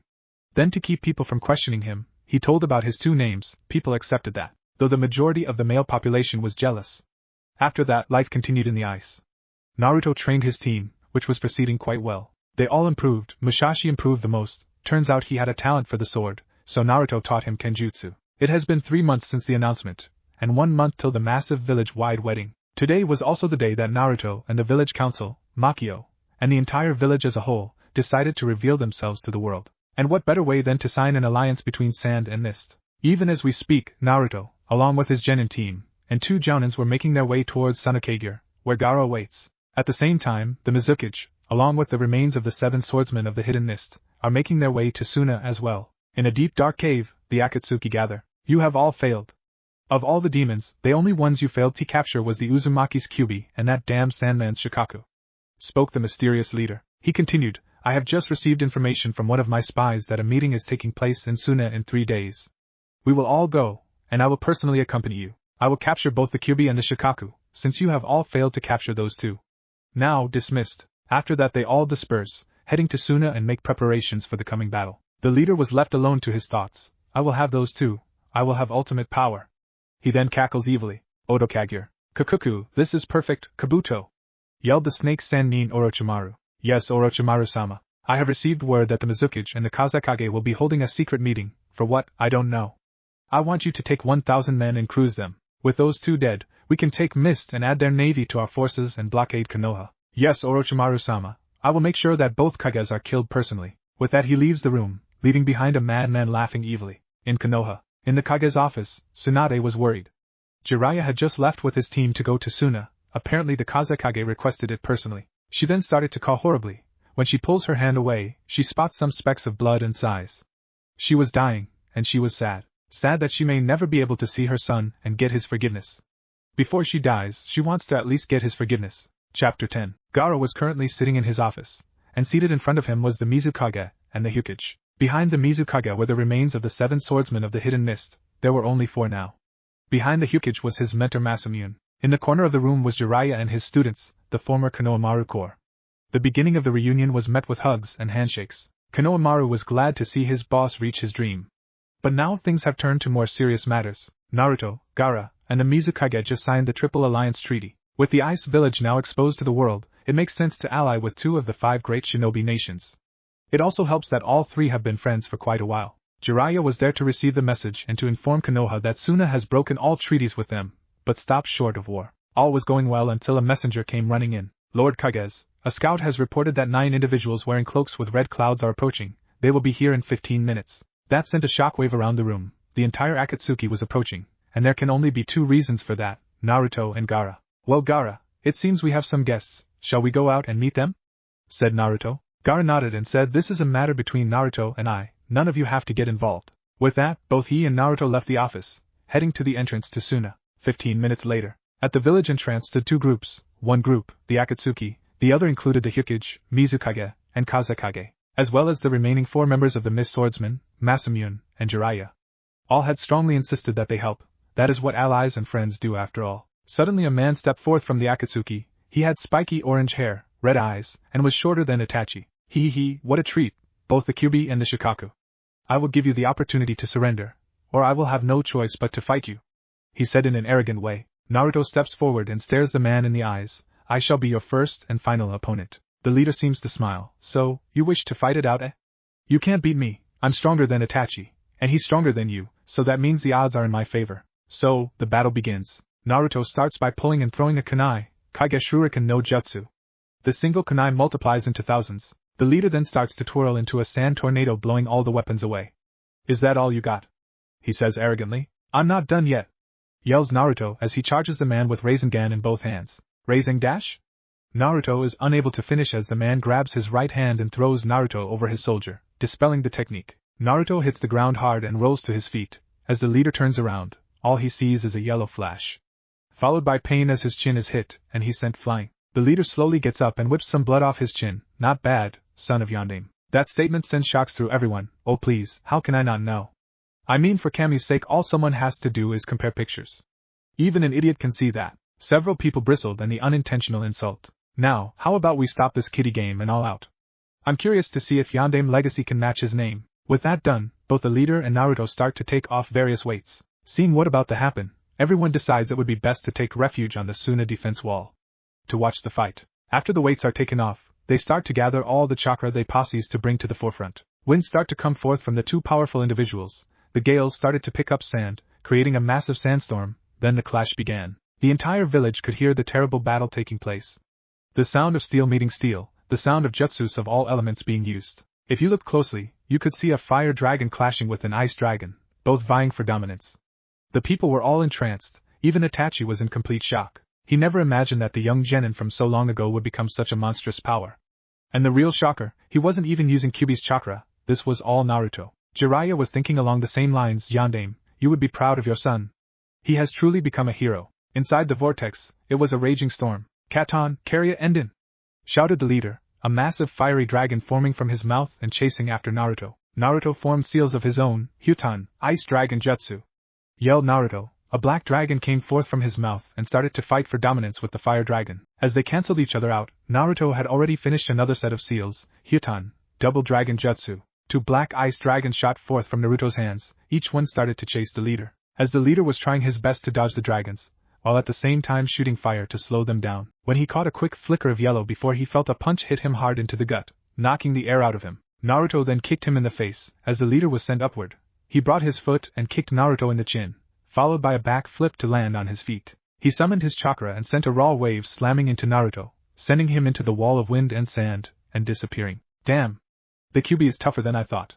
How can he have gotten so strong, thought the leader. Then suddenly things changed. He noticed that the wind was getting stronger by the second. He then feels it. He feels chakra fueling the wind, condensing it into a cone shape, Futon, tornado of the sand. The winds increased in intensity, and from a distance it looked like a class 5 tornado. Naruto was pushing every ounce of chakra he had into this technique. He needed it to work. Konoha, Kage office. Standing in the Kage's office was the entire Rookie 9, minus Sasuke and Sakura. Kakashi and all the Jounin senseis were there as well. Can you all sense that? Asked the perverted copy Nin. He received nods from everyone. Tsunade, though, was staring out the window, and allowed a silent tear to fall from her eye. Please be safe, Naruto, my son. Elsewhere in Konoha, Sasuke was standing on the roof of the Uchiha house. How can the dobe get so strong? I promise, I will kill you and take your power for myself. Back to Suna. The leader was using all of his power to keep himself in the eye, but he could slowly feel himself slipping, then he was sucked in. As he was in the swirl, all he saw was sand and wind, the harsh combination cutting into his skin. There, in front of him was the Uzumaki, flying straight towards him. They exchanged final blows in the swirl, both being harshly damaged from the winds. Then, the tornado collapsed in on itself. All the people could see was sand. To everyone it seemed as if the desert has claimed yet another noble warrior. Then a sudden movement catches the eye. Slowly, the leader emerges from the sand, his cloths in tatters. It seems as if he was victorious. A sudden explosion behind the leader catches his attention. As he turns around, he only has time to say his final word, crap. "Hyu Rasengan!" shouted Naruto. His spiral sphere slams into the leader's chest, both screaming, one for the pain of having it shoved into his chest, the other from the exertion he is putting in it. Naruto lets the sphere go, it blows a hole into his chest, and the leader starts to spin as he is slammed into Suna's defensive wall, creating a crater. As everyone comes to take a look, they see the body of Akatsuki's former leader, and then they see a shocking sight. Ice starts to spread covering the man's entire body, till he is encased in it. Naruto walks up and pulls his fist back, and slams it into the body and smiles as it shatters into a million pieces. As everyone returns to their former places, the now 8 members of Akatsuki on one side, the Kages and guards on another, Naruto decided to speak. "Well, since your leader's dead, I have a proposition. Your lives will be spared, and you will be taken out of the bingo book if you join my village." Everyone stares shocked at Naruto's proposition. Then Kisame decided to speak. "And why would I want to join you? Other than what was stated?" The next 2 words out of Naruto's mouth changes Kisame's life forever. "Free dental. I'm in!" yelled a very excited Kisame. Naruto then turns to Itachi. "You know, my wife Hinata may be able to heal your eyes." "Oh, don't give me that look. Anyone can see you have eye problems." Some people who shall remain unnamed bristled at the insult. Itachi thought and thought, then held out for suspense, and then agreed. He and Kisame stepped over to the good guy's side. That left 6 others. Haiden decided to leave everything, saying something religion and something else.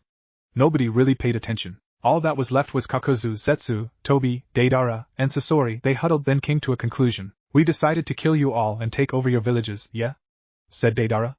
After that proclamation, everyone got into fighting stances, except Naruto. He passed out and was currently being cared for by Temari and guarded by Kankuro. The Kages and Jiraiya decided to fight themselves, ordering their guards to protect the village citizens. Gaara vs. Sasori. This was a grudge match. Gaara has not forgotten Sasori's failed attempt at his life.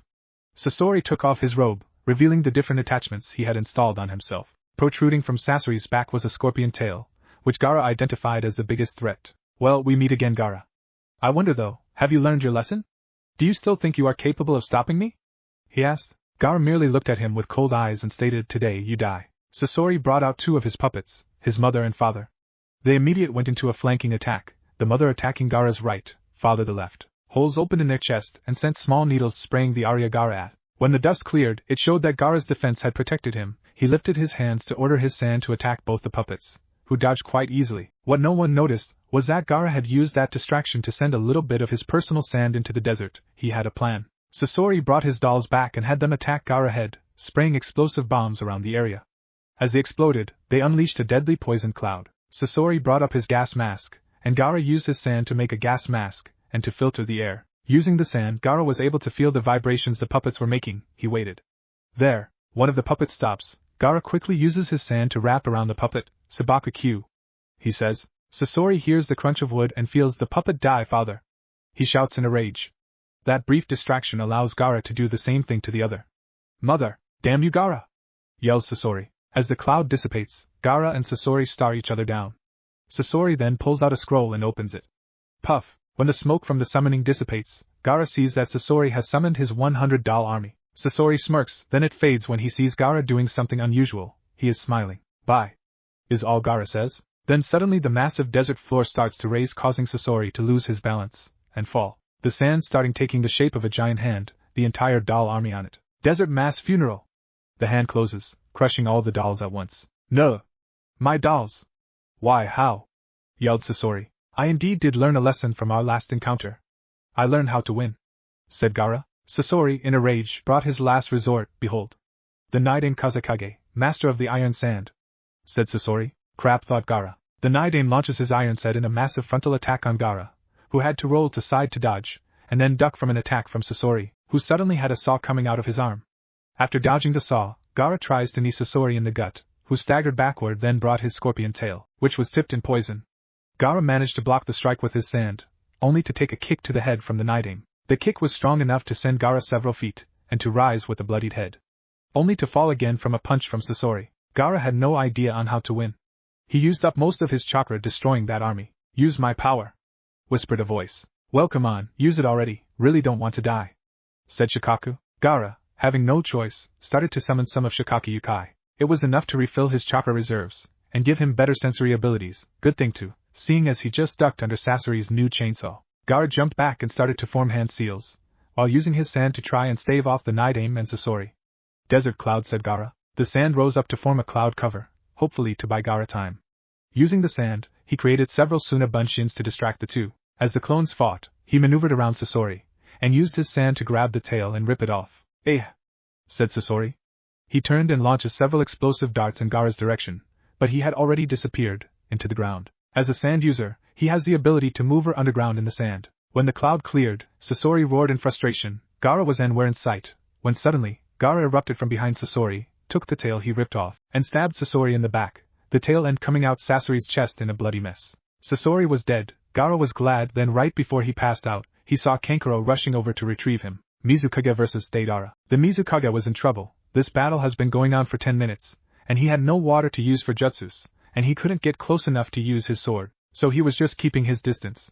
Deidara was currently laughing his ass off, obviously overconfident. But he did fail to take one thing into account. He was running out of clay. Eventually he did. He looked into his empty bag, then looked up with fear on his face right before his head was cut off from the Mizukage. After the battle, the Mizukage was depressed. His fight wasn't fun. Jiraiya vs. Setsu and Tobi. This was an interesting battle. One man up against two S-class missing nins. Luckily Jiraiya is a Sand nin, so that evens the odds. But sadly, this fight was one-sided, in Jiraiya's favor. Tobi specialized in genjutsu, and Jiraiya was immune to those, and Zetsu was a plant, so he was very vulnerable to fire jutsu. In fact, Jiraiya was actually enjoying himself. But sadly, he had to end this. He tripped Tobi and slammed a Rasengan into his mask, killing him, and then he sent a Katon, Enryu Enden right into Zetsu, burning him quickly. Battle was over. Itachi and Kisame vs. Kakuzu and Purple-Haired Man. The two sides were staring at each other. Both Kakuzu and Purple Man knew they didn't stand a chance. They looked around, saw their fellow Akatsuki dead, and then came to an obvious conclusion. "Well, I left the oven by," said Kakuzu. And he ran away leaving a dust cloud in his wake. The Purple Man said, "I got a date." Then he walked off. Kisame was disappointed. 3 days later, Suna Infirmary. Naruto slowly woke up, to see the smiling faces of the Konohamaru Corps. "Yeah, alright, you're awake bro, give me a minute, I'll gather everyone." 15 minutes later everyone was gathered in the room. They gave reports that the remaining Akatsuki was destroyed, and that Orochimaru had attempted an attack. The only survivor was Kabuto. It turns out that after Naruto helped Gaara subdue Shikaku, and the Tanuki told Gaara that he had several ancient demon traps, they could only be used once, so they used them to full effect. The result, it was a very bloody slaughter. Shikaku really was a sadistic demon. However, they were cheered up when it was revealed that Kabuto did lose a leg. After the report, everyone left to give Naruto time to recover, all except Jiraiya. Jiraiya pulled up a chair and stared at Naruto with some serious eyes. "Naruto, we have to talk, it's about Tsunade." Before he could finish, Naruto said, I want nothing to do with my so-called family," he said in a cold tone. "Naruto, it's not her fault, you have to understand what happened. Tsunade never even knew you were her son. During the battle to retrieve Sasuke, she had taken some of your DNA, so she could surprise you by telling who your parents were. She ran them through all the DNA files in the hospital. You have to understand, if she knew you were her son, she never would have left you. After the QB assault, the section of the hospital containing all paper records was damaged, and a lot of things were lost in the confusion. She was told that you died after childbirth. So she left the village that same day. But when she returned and ran those DNA tests, she found out a constrict. The head doctor had purposely told her that you died, because in his view, it would make killing the demon easier if you weren't under the protection of a Sannin. She loves you, Naruto, more than you can ever imagine," finished Jiraiya. "But if she loves me so much, then why did she mark me as a missing nin and send hunters?" replied Naruto. Jiraiya sighed, rubbed the bridge of his nose, and then looked Naruto into the eyes. "There's been a lot of changes since you left, Naruto. The council has taken over. Tsunade is nothing more than a figurehead. And she's being forced to train Sakura in her strength secrets. It was the council that made you a missing nin and sent hunters. The majority of the shinobi and the village agrees with the council and they hate you, except a few, them being the rookies, except Sasuke and Sakura. Most of the senseis like you as well, except Kakashi. He's blinded as always. There are still people loyal to you." With that, Jiraiya got up and right before he opened the door, he said something else. "Just so you know, Tsunade is dying, she has 1.5 years at the most. Her wish is to see you one last time before she dies." With that, Jiraiya left Naruto to do some deep thinking about what he was told. Even Kyuubi kept quiet. 5 days later, Naruto has just arrived back to Hyukigyure. He was welcomed with a parade, celebrating his victory over Akatsuki in sound. After the parade, he sent some Kage Bunshin to do paperwork, make love to Yuki and Hinata, and then the next day went to his genin team. Okay guys, 1 year from today, you are going to enter the Chunin exams taking place in Konoha. So we have 1 year to shape up. He then grinned evilly. Chapter 11. 1 year had passed since the defeat of the Akatsuki leader. Things in the ice had changed dramatically. Kisame and Itachi have integrated very well. Both of them are Tokubetsu Jounin. Kisame is a Kenjutsu sword specialist, while Itachi is a ninjutsu and genjutsu specialist. Naruto's genin team had also improved dramatically. They are currently low to mid Jounin level ninja. The reason they weren't promoted yet was simple. They were currently on their way to Konoha. They would be promoted when they returned, but they had a mission to complete. They were going to gather intelligence, find out who was loyal and who wasn't, and who wanted war with the ice. After the Akatsuki confrontation in Suna, it was decided that the ice village would reveal itself. It sent shockwaves throughout the shinobi world. What shocked people the most was that an unknown village had managed to defeat a group of missing nin that not even the Leaf village, which was considered to be the strongest of shinobi villages, was able to do. What was even more shocking was that Suna, Kiri, and Snow Country had alliances with the village, and not just any alliance, but a solid pact. However, they were still considered a minor village, until the day that Kumo challenged them. Apparently, Kumo didn't like people on what they called their turf, so it was agreed upon that the Reikage and the Hyukage would fight. The stakes: if the Hyukage won, then the ice would be recognized as the 6th great shinobi village. The reason being is that in order to have the title of a great shinobi nation, you must be recognized as great from 3 nations at least, a majority. However, if the Reikage won, then all of the ice's land would fall to Kumo. Needless to say, it was a one-sided fight. The Hyukage kicked his ass, and he won. The ice was recognized as the 6th great shinobi nation. The Reikage was so impressed with the skill that such a young whippersnapper as he called Naruto, that they signed a trade agreement. That was an unprecedented even, since a nation hasn't been recognized in over 60 years. The last nation to be recognized was Earth. Needless to say, many nations were wary of the ice, especially Konoha. They prided themselves on being the greatest of the 5 nations. Now, here is a newbie, whose military power is unknown, is currently in an alliance with both Suna and Kiri. Trade agreements from Kumo and Snow, and their Kage defeated the leader of Akatsuki. Yeah, Konoha had a reason to be worried. The Kage of Ice, who was also unknown, supposedly no one has seen his face except the Kazekage and the Mizukage. However, there were rumors that he was a heartthrob. But I'm getting off topic. I believe I was with Naruto's genin team. The team was currently on their way to Konoha. Nina had changed her wardrobe. Currently, she was wearing a dark blue t-shirt and light blue jeans. Her abilities had changed dramatically. Her hearing is now 100 times better than before. Her vision had also increased. She now has excellent night vision, but not as good as Ryo's. Her medical skills are where she really improved. She was apprenticed to Hinata for a while. She learned how to use her medical skills in combat, like a certain silver-haired glasses-wearing person, Kabutakov. That is, using the chakra scalpel. She is able to perform surgery on a fly, and because of her great chakra control, she had a talent for genjutsu. Her genjutsu were brutal. Her personal favorite involved a giant 3-headed cat tearing a person limb from limb, which was plain scary. Her hitai was worn on her right arm. Next up is Ryo the vampire. She had improved dramatically as well. Her clan hails her to be just as great, if not greater than the founder of her clan. Her shadow abilities are her greatest accomplishment. Before, she was able to melt into the shadows for a certain amount of time. Now she can stay in the shadows indefinitely. She can also take other people into the shadows with her. She is even able to use shadows as weapons. Her speed and strength also increased dramatically, making her the fastest and strongest of the team. Because she is a vampire, she has natural strength and speed boost. She was able to raise it even higher. Another of her talents was a technique she herself invented. She is able to drink a person's blood, and temporarily learn the strengths and weaknesses of her opponent, whereas before she learned memories and techniques. It was a very useful technique. She was also the sneakiest member of her team. She also learned how to prank people. Being on a team with a prankster, and having a prankster for a sensei, she learned a great deal about loosening up. However, during the past year, she has come to hate her uncle even more. On several occasions he had tried to have her assassinated because she was becoming too strong. All attempts were foiled by her sensei, which became very angry with the man. However, without proof, even Naruto was powerless to arrest him. That, however, didn't stop Naruto from making threats against the man. Since then the assassinations have stopped, but for how long, nobody knew. Naruto had Itachi keeping a close eye on the man. Right now Ryo is currently wearing all black. She had on a black t-shirt, with black ninja pants, and a black cloak, with her clan symbol on the back. Her hitai was worn around her neck. Yamamoto Musashi had changed as well. His skill with the sword had changed dramatically. Since it was discovered that his talent laid in Kenjutsu, Naruto had him training around the clock with the sword. Sometimes Masamune and Kisame would help train him. He is currently trying to invent his own style. He used the standard katana at first, But when his skill reached a certain level, Naruto, Kisame, and Masamune took Musashi out to get a customized sword. The sword he had now was a standard katana shape, but its hilt was made covered in deep blue cloth. Underneath the cloth was a seal. That seal is a security seal. It allowed no one other than Musashi and his sensei to touch it, very handy. The hilt guard, though, was truly magnificent. It was made out of the most rare and toughest jewel in the region. It's called ice diamond. It's as hard as a diamond, but it's the color of deep blue ice. When you touch it you can feel a chill run through you. It was also said that anyone with an ice affinity could unlock its true potential. Musashi's affinity was ice, just like Naruto. Because of this, his sword was able to perform ice jutsus. He even invented some jutsus that his sword could use, and only his sword. Not even Itachi was able to copy them. The blade of the sword itself was made from what looked like to be silver, but with the toughness of the steel. The blade itself was in fact made in Kiri, because that's their specialty. He also wore weights, more than enough to make Rock Lee jealous. When the weights were taken off, he was as fast as lightning.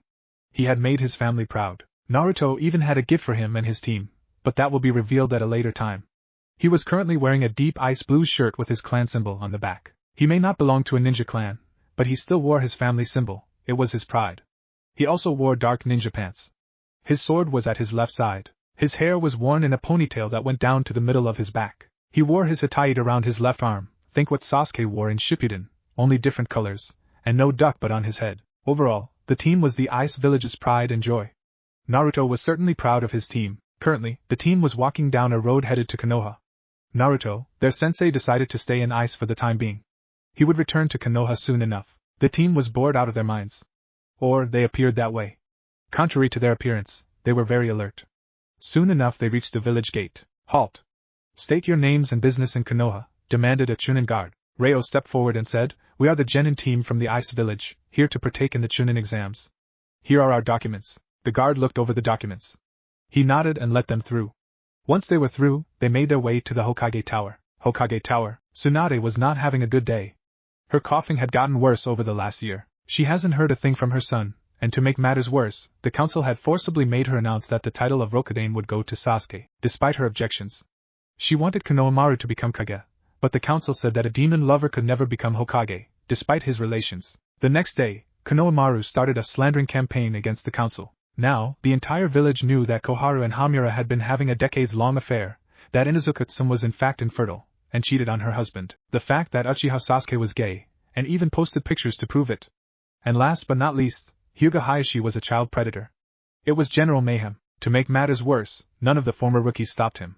In fact, it was rumored that Niji was helping him. The Hyuga clan, or the main house at least, was rampaging trying to clear their name. Though Tsunade did have a good laugh. Sakura, on the other hand, was on lack of better terms, the bitchest person alive. Because of Tsunade's teachings, she had become even more arrogant than before. In fact, many Anbu had to forcibly restrain her from killing Ino. However, Tsunade smirked. There was one thing that she had not taught to Sakura. She may have taught Sakura her strength, but she didn't teach Sakura on how to maintain it and make it permanent. So, as far as the village and the council was concerned, as long as a person had chakra, which Sakura had little of, then the strength would last. That was false. Tsunade made hers permanent. Even Shizen had the permanent version. Tsunade would have the last laugh, but her thoughts drifted back to her son. When Jiraiya had returned and told her about seeing Naruto, she asked for all the details. However, all he would tell her is that he is strong, and what he looked like now. She knew he was holding something back, but he said when Naruto made his return, then he would tell her everything. Knock knock. She shook her head clean of the thoughts and let the person in. Now, standing in front of her, were three ninjas who said they were from the ice. Hokage-sama, we are here to present this letter to you. Our sensei, the Yondaime Hyukage, had requested to come here in 1 month's time for the Chunin exam finals. He is eager to see you, and see us go against the best that Konoha has to offer, said the slightly pale one. Tsunade nodded, and then gave permission. With that, the trio left, but she couldn't shake a feeling that a massive storm was on the horizon, and that it would spell dire consequences for the Leaf. Konoha, 12 o'clock midnight. The trio of Ice Nin had split up, each to their own devices, and intel gathering. Ryo was currently staking out the large home that was said to comprise those loyal to Naruto. According to her intelligence, they were all out at a bar drinking. Musashi was checking that out. She used her shadow ability to slip into the house unnoticed. The first room she entered in was the living room. She slowly made her way around the house, looking at papers, documents, pictures, everything. She noticed that in every room there was a picture of Naruto with his friends, when they themselves were genin. In the room that belonged to Konohamaru, she found a flag with a nine-tailed fox on it. She also found a shirt lying on the floor. It read, Uchiha suck, Uzumaki's are better. She couldn't help but smile. It indeed did seem that her sensei was still loved by his friends, even after all these years. Nina the cat lady was stalking around Konoha. She had a contact to meet. When she arrived in a clearing several miles from the village, the infamous white-haired perverted Sannin stepped out. When the fox roars, he says? Asked Jiraiya. That I want ramen, replied Nina, giving the code. The Sannin nodded and performed several hand seals, putting up a massive camouflaging genjutsu, sound barrier, and every concealment he knew of. When he was done he turned and spoke to Nina. So, how is the Gaki? He asked with a grin. Nina smiled and replied, he's doing well, and he will arrive in 1 month's time for the final exams as promised. Are there any threats he should be aware of, and any other intel for that matter? Jiraiya smirked, and he told her what he knew. At a bar, Musashi was currently sitting with the entire Rookie 12 or Rookie 8 as it is known now. It didn't take long for him to get the group liquored up. He himself had a high alcohol tolerance, so it took a lot alcohol to get him drunk. He was currently getting information out of them, like what they thought of Naruto, what they would do if he returned, and their loyalties to the village. It was quite amusing actually. At one point Lee climbed onto the bar and started dancing. Musashi was scarred for life after that. Ice Nin hotel room. When they had returned, they put what they knew in a scroll, and sent it off with a bat instead of a bird. Their intel mission was complete, so they all went to bed. Day of the Chunin exam. The team of Ice Nin made their way to the academy, and when they bypassed the Genjutsu corridor, they entered the room with all the other teams. Immediately the killing intent of all the room's occupants was directed at the three, who in turn raised their own killing intent. Once everybody in the room looked away, many with fear radiating off of them, Team 7 made its way to a wall to lean against and wait. As they sat there, Nina, with her enhanced hearing, was picking up tidbits of conversation. That's the Ice team. Yeah, did you feel that killing intent? I heard that they were trained by the Hyukage himself. I heard a rumor that they are already Sannin level. Nina smirked at that last one, thinking it was ridiculous. When she told her teammates what she heard, they smiled.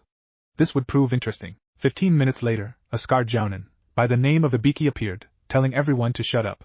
He then explained the test and the rules. Then he had everyone get into a random seat. It appeared that this test was the same one their sensei told them about. It was so easy. What they did was rely on Reo. She created a clone to take her place, and the real her melted into the shadows unseen. She would sneak around and find the right answers, then get into the shadows of her teammates, and whisper the answers. It was so easy. They were also the first to finish. When they were done, they all simultaneously laid their heads on their desks and took naps, causing many people to have their eyes twitch. When the test was done, they headed to the Forest of Death. Again, the same test as when their sensei was a genin. They were seriously wondering if Konoha was too lazy to change the test, or just plain stupid. They agreed on the latter. When they entered the forest, they quickly found another team, a leaf team, and beat them senseless, took the scroll and made it to the tower. They used one of Reo's abilities to get there. It was called shadow travel. Because the Forest of Death was so dark and filled with shadows, she took them and melted into the shadows and sped off. They were able to go straight to the tower in a straight line, saving time. They even broke the old record of 3 hours set by Gaara. Their time was an hour, and needless to say, the jounin watching the security cams were very surprised. After the forest, there was no preliminary match, because there were fewer fighters than normal. They drew up numbers, and were in for quite the surprise. They had each drawn a number to fight the people that were on the same team.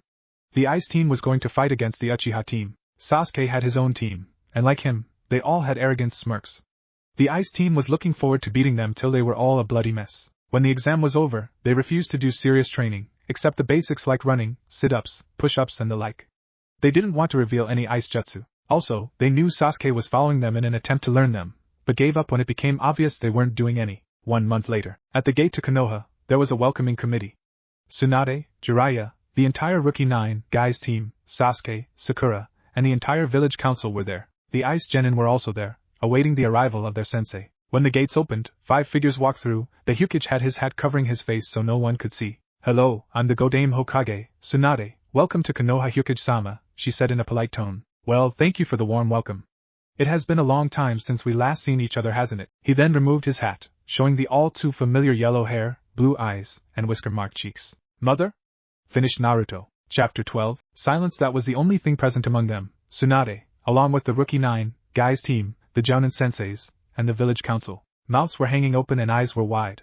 Naruto truly enjoyed the sight. Is that any way to greet your lost son, mother? It has been 21 years since we have been reunited as mother and son, not Hokage and genin after all, said Naruto with an emotionless face. Tsunade shook herself out of her stupor and ran to Naruto, and gave him a bone-crushing hug. You're here! You're really here! I can't believe it!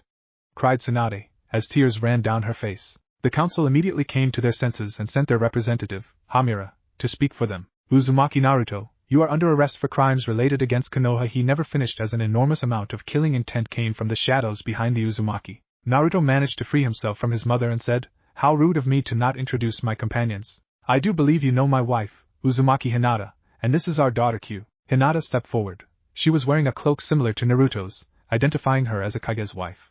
In her arms was their 4-month-old daughter Q. She had Naruto's bright yellow hair, only it was straight like Hinata's. She also possessed the Hyuga blood limit, the Byakugan. Hayashi bristled, but kept his mouth shut. Naruto continued, "I would also like to introduce you to my true sensei, Momoichi Masamune." The sensei comment was a jab at Kakashi, and he knew it. But what caught him was the last name, Momoichi. Then Kakashi remembered Zabuza. "Yes, I am his brother Hatake," said Masamune, somehow knowing Kakashi's thoughts. Kakashi suddenly felt worried. "I would also like to introduce my 2 new ninja, who joined me shortly after I disposed of the Akatsuki leader. This is Hoshigaki Kisame," continued Naruto. Kisame stepped out of the shadows. He had his sword on his back. He was currently wearing the same cloak as from the Akatsuki, but it was left open and the sleeves were cut off. Kisame was making a fashion statement. Underneath he had the standard jounin outfit, only instead of a green jounin vest, his was deep blue. Like the ocean. "And I believe you are already familiar with my next guard, Uchiha Itachi," finished Naruto. That name sent cold shivers down everyone's spine. Itachi stepped out of the shadows. He was not wearing the Akatsuki cloak, but was instead wearing ANBU attire, with his Sharingan activated. Over the course of the past year he has become indebted to Naruto, and his first wife Hinata. True to Naruto's word, Hinata was able to successfully regenerate the cells that were damaged due to prolonged use of the Manjikyu. However, only one with the Byakugan could do it, because Hinata's blood limit allowed her to see greater detail than any other medic nin, including Tsunade. Immediately, a roar was heard and Sasuke came running at his brother with a charged Chidori. Everyone moved out of the way, fearful of the Uchiha's attack. Right as Sasuke was about to reach his brother, his hand was grabbed and he received a massive kick to the chest, breaking several ribs. Sasuke was flown back, and the one who kicked him was Naruto, and he did not look happy. He turned his heated glare filled with Kyuubi's killing intent to the village council. Most of them flinched back. "I suggest you keep your ninjas in line lest you start a war you cannot win." Hamura gained some nerve and spoke up, "What do you mean we cannot win? Konoha is the strongest of the shinobi nations." Naruto countered, "If Konoha attacks Ice, then it will bring not only Haya's wrath, but the wrath of Kiri and Suna. Tell me, can Konoha win against 3 of the 6 great nations? Plus Orochimaru?" That stopped everyone in their tracks. He had a very good point. Especially since no one knows the strength of Ice, and no one knows their jutsus. Naruto simply grinned and walked forward. "Now if you'll excuse me, I would like to talk with my genin team. And catch up with my mother." Naruto brushed past all of them. They also noticed that Naruto's guards had their weapons at the ready, just in case. Naruto's hotel suite. Naruto had rented the entire top floor of Konoha's most prestigious hotel, the Konoha Hilton. He was currently sitting in his room, talking with those still loyal to him, Kiba, Shino, Jiraiya, Choji, Shikamaru, Lee, Niji, Konohamaru, and Idan. The girls were busy looking at the baby. They asked Naruto what he and Hinata did since they left, and Naruto told them. He told them of the missions, the training, and the peeping. That last part got some of the girls angry. Tsunade had fake tears, and then she punched Jiraiya, yelling, "You turned my son into a pervert." Naruto corrected her and said, "I'm not a pervert, I'm a super pervert." He was then punched by his mother. Jiraiya had tears of pride. It was a nice wonderful night. They drank and talked. Little do they know, the council began scheming. Council room. The room was filled with thunderous noise. There was arguing, all on one topic. The demon. How can we allow it back into the village? I say we kill it, and its mother too. Those were some of the things said. Finally, one council member, Nara Shikaku, spoke. Look, we can't attack. For one thing we have to get by his guards, who are all S-class ninja. Also, do we really want to start a war that will lead to our destruction? Another member said, but we are the strongest in the shinobi lands, how can they match us? Shikaku spoke again. 1. We do not know their military strength. 2. They are allied with 2 of the other great nations, and I wouldn't be surprised if Kumo got involved as well. It's rumored that the Hyukage made quite an impression, and let's not forget 3. Most of our clan heirs, who at the same time are the most powerful among their respective clans, are loyal to Naruto. If we attack him, that will only lead to their betraying us to go with him. At that point the village will be doomed. The whole room was silenced after that, because it was true. Hyuga Council Chamber. The clan council called an emergency meeting.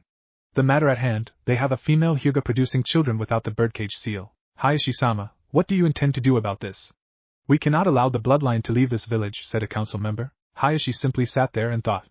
He knew what had to be done, but would the repercussions be worth it? Surely the Uzumaki would attack, and even Hayashi was wary of the boy, for he killed a SS-class ninja. Finally he reached a decision. I will have the caged bird seal placed on Hinata and her child. Little did they know the repercussions of such an attack. Several days later, Naruto sat next to his mother in the Kage booth at the Chunin exam stadium. Naruto gave his mother his forgiveness, and in turn he apologized for not keeping in touch. Now they are a nice family, or tried to be anyway. Tsunade still haven't forgiven him for the super pervert comment, though she was completely obsessed with her granddaughter, and apparently, Naruto's second wife, was expecting a son in about 2 weeks. Naruto was also worried for his mother's health. And he was determined to find out how she got sick.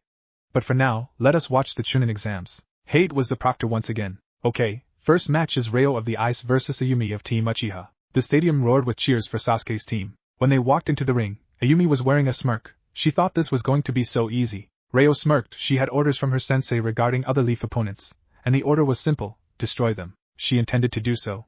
She faintly heard Hate saying, Hajime. Begin. So, you little ice nin think you can win? Asked Ayumi. Ryo didn't respond, she just attacked. She ran as fast as she could and threw her first punch, which connected with Ayumi's jaw. She was sent flying, but before she could counter, Ryo was behind her and kicked her in the back. She disappeared again and punched her on the gut. It went on like this for 15 minutes. The crowd was silent as they watched Ayumi getting torn apart. When it was done, Ryo left to return to her teammates, leaving a battered and bloody girl behind. Hate simply said, Shouja, Ryo, in a weak voice. Victor Ryo, that girl was not to be messed with. The rest of the Ice team's matches went the same. Needless to say, the crowd was shocked. Their prized Uchiha's prize team just got their asses handed to them, 20 times over. However, there were other things afoot. Naruto's hotel room. Hinata had returned after watching her husband's team fight. I think they went a little overboard in their fights. Those genin will be lucky to get out of the hospital in a month's time, she thought. She was just laying little Q to bed. The child had an exciting day watching the fights. Hinata went to go throw away a dirty diaper, when the window opened. A mystery man stepped in covered in black to match the darkness of the room. He spotted the crib and silently walks over. He smirked. Target 1 found. He was just starting to pull out an ink brush, when his head was dislocated from his shoulders. Hinata came running back into the room, and found Itachi standing over the body of a Hyuga. He tried to attack little Q. I believe it was the caged bird seal, he said. Hinata was shocked, and then became enraged. Itachi-san, please warn Naruto about this. He nodded and then disappeared in a poof of smoke. Kage booth. Naruto was not happy. Apparently, a missing nin somehow broke into the village, and tried to attack Naruto. He didn't make it far before Kisame hit the guy so hard he was sent all the way to Rock Country. The stadium was in complete silence. The killing intent rolling off of Naruto froze most of them. Then Itachi appeared. He whispered what had happened into Naruto's ear. Then that killing intent spiked to all new levels. Naruto pointed right at the Hyuga Hayashi and said loud enough for everyone to hear, "You dare send someone to attack my daughter? You will pay." Naruto then disappeared in a yellow flash, surprising everyone. They all knew that technique, and they now knew they were in deep shit. Naruto's hotel room. He and his team were packing everything. They were leaving. Suddenly Tsunade and Jiraiya appeared. Naruto, is it okay if we join you? And your allies as well? I just got you back. I don't want my son again, pleaded Tsunade. Mother, in 3 days I will have an escort meet you at the border to Suna, since they are the closest village. Gaara will hide you out, said Naruto. Tsunade nodded, then she and Naruto hugged one more time. Then Naruto and his family were off. Hokage's office. When Tsunade arrived, she found herself surrounded by various shinobi, and the council as well. Tsunade, you are under arrest for treason, for assisting an enemy nation, and for giving birth to a demon, said Hayashi. Tsunade couldn't put up much of a fight. Her sickness had weakened her, and she simply nodded and was escorted to her cell. Jiraiya was pissed. Since Tsunade was arrested, martial law was put onto the village, and many villagers were asking for the extermination of the demon. However, a small group of people, namely most of the Rookie 9 and Guy's team, plus Jiraiya and his team were plotting. Jiraiya had sent Gamakichi to Naruto with a message detailing what has happened. Now they just wait. Tsunade's cell. The cell was dark and dank, with water dripping down the walls. The bars made of iron. Tsunade sat there, looking out the cell, when an Anbu brought her food. He looked at her and said, "Most of the Anbu are with you, Hokage-sama. We will have you out of this village soon and back with your son." Tsunade smiled. There was still hope left. Itachi's side story. For his first night back in the Hidden Leaf, he was given the rest of the evening off, since Naruto was with trusted family and friends. So we find Itachi wandering the streets aimlessly, and he noticed that people would run the minute they saw him. He smirked, he liked it that way. During his aimless wandering, he found a ramen stand, and deciding he was hungry, he entered. "Welcome to Ichiraku Ramen, what can I get for you?" asked the girl. Itachi looked at her, and he thought, damn, she's hot. "I'll have a large miso ramen," he said. She nodded, then walked off to prepare the meal. When she delivered it, Itachi decided to start a conversation. "This is great. You know, my boss always praises your place." "Really? What's his name?" "Maybe I know him," said Ayam. His name is Naruto, said Itachi. Her eyes widened. He's alive? Oh, I'm so glad. We missed him around here, she said with excitement. You know, I know he would like for you and your father to come to our village. H0 about it? Asked Itachi. She nodded, and then went to tell her father. He runs out, and Itachi explains everything. They started packing that night. The next week, Ichiraku Ramen closes in Konoha, and opens business in Ice. Chapter 13. Northeastern Wall, Konoha. A group of 3 ANBU stood by the wall, looking to the world like they were on guard duty. Suddenly, a hole in the ground opened up, and 4 people stepped out. One was Naruto, dressed in his old ANBU gear. The others were Jiraiya, Akita Ryoshi, Kaneko Hanzo and Mahashi Kimiko, Naruto's old ANBU team. Naruto looked at the Konoha ANBU and the captain said, Tsunade will be extracted in 30 minutes, use that time wisely. Naruto nodded, and he and his team set off, with Naruto heading for the Hokage Tower, while the ANBU went to gather the rookie 9, plus their senseis, minus Kakashi. They were also to get Konohamaru and his team. Jiraiya was headed off to get Niji and gather the branch house Hyugas. With Naruto, Naruto quickly made his way to the tower. The ANBU loyal to Tsunade had decided to take the night off, so Naruto made his way in rather easily. He worked his way up to the archive room. He then pulled out a large scroll, and drew a series of complicated seals on it. He then went around the room gathering anything and everything useful and sealing them into the scroll. Naruto then sealed the big scroll into a little scroll to make it easier to carry. He then went up to the Konoha war room, pulled out his camera and started taking pictures of maps, and anything of value. When he was done, he realized he had some time left, so he produced several explosive clones and had them distribute themselves around the tower at key strategic points. Konoha was going to get a big surprise the following morning. With ANBU, the ANBU arrived at the home of the allies, and as expected, found them all awake with their possessions sealed in scrolls. They quickly gathered up and left the house, and went to the meeting point. Jiraiya had made his way to the old ramen stand, where as expected he found a branch Hyuga member, whose name was Jean. Jean led Jiraiya to the Hyuga's compound, and to the location of the branch members. Their possessions were sealed in scrolls already as expected, and they left with Jiraiya. They did have to disable a main house member to keep him from telling, however. Meeting point. Once everyone was at the meeting point, Jiraiya took charge. Okay everyone, the plan is we'll make our way to Suna. Naruto will follow up with Tsunade soon after we leave, followed by the remainder of the ANBU Corps. 3 separate groups. Everyone understands, right? After everyone nodded, they all left through the tunnel. Tsunade's cell. Tsunade was sitting in her dank cell recovering from a bloody cough. She looked out of her cell and saw 2 other ANBU approaching her ANBU guard. As they were about to pass the guard, they quickly pulled out their kunai and killed the guard before he could react. When she gasped in horror at the sight, one of the ANBU opened her cell and said, well, he worked for Danzo. Tsunade recognized that voice. Biggs? Yep, it's me and Wedge. We're getting you out of here. After securing Tsunade, they performed an advanced henge to make her look like an ANBU, while they dragged the dead root member inside the cell and disguised him as a sleeping Tsunade. They then made their way out, and went to the meeting point, where Tsunade saw Naruto. Hi Kasan, Mom, sorry it took so long, but now I'm here, he said as he smiled. After a quick hug, they left and headed for Suna. 5 minutes later, the loyal ANBU, with Anko and Ibiki, made their way to Kiri, Fire/Wind border. Naruto's team and Jiraiya's team met up at the border, where Gaara was waiting with his brother, Kankuro, and older sister, Temari. His former sensei Baki was also there. Once everyone had arrived, Gaara escorted them to Suna. Hey Gaara, thanks for the assistance. I owe ya, said Naruto. We are even now then, aren't we, Naruto? Said Gaara as they walked back to Suna. The following morning, Konoha, the village was in complete chaos. Shinobi were running everywhere, trying to figure out what happened. Council meeting. The council was in an uproar at what happened, but soon they went silent when a Chunin entered. What's our total loss? Asked a council member. Well sir, according to our reports, the entire branch house of the Hyuga clan had left the village. They left behind a note detailing that the cagebird seal was removed and that they headed to Suna. We also lost the entire Hokage's archive and personal library. The forbidden scroll is gone, as well as all jutsu scrolls in the tower. The Sarutobi estate has been picked clean. The heirs to all the clans in the village, save Uchiha, have left to join Hai. Also, our entire ANBU corps, save Root, has left to join Kiri, taking Tsunade with them. The council sat in stone silence. Finally, Inochi Yamanaka spoke. These losses are incredible. How are we to recover? We are weaker now than we had ever been. What if enemy nations attack? That was a question nobody had an answer to, until Hamura spoke up. It is obvious that we need a new Hokage, a strong one. Only a strong leader can help us. Who will be the next Hokage? Asked Inochi. Why, Uchiha Sasuke of course, said Hamura like it was the most obvious thing in the world. Later that afternoon, a big parade was held in Konoha to celebrate the Rokudaime Sasuke. It was officially Sasuke Day. This parade also served as a distraction for the enormous losses to Konoha. However, a certain blonde had other plans. Right as Sasuke's float made its way to the Hokage Tower, the hidden explosive clones were triggered. Everyone watched as the tower exploded floor by floor. The debris began to rain down on civilian and shinobi alike. Sasuke dodged a particularly large piece that smashed his float. When everyone recovered, they looked to see a smiling Naruto standing in front of Sasuke. "Hope you had a good Sasuke day," said Naruto, smiling victoriously. Sasuke, enraged, charged a Chidori and slammed it into Naruto's chest, only for him to disappear in a poof of smoke. "Kage Bunshinka, shadow clone ha," thought Sasuke. Suna. Naruto smirked as he received the memories of his clone. He then decided to go tell everybody what happened. In no time the entire village of Suna was laughing at the misfortune of Konoha. 2 days later, Hyukagure. Soon, the group of people walked right up to the gates of Hyukagure.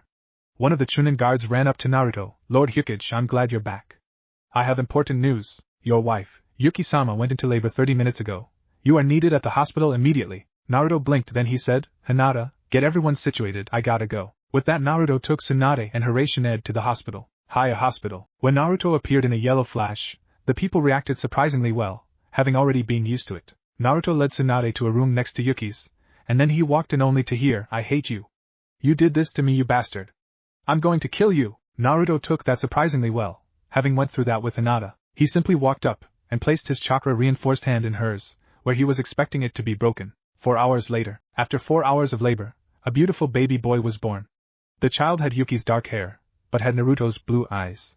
It was agreed to name the child Erasure, after his father. Yuki was taking a rest, so Naruto took the child next door to meet his grandmother. When Tsunade saw Naruto walk in with a baby, she was happy. "Is that?" she asked. "His name is Erasure, after Dad," said Naruto. She smiled, and then asked to hold the baby.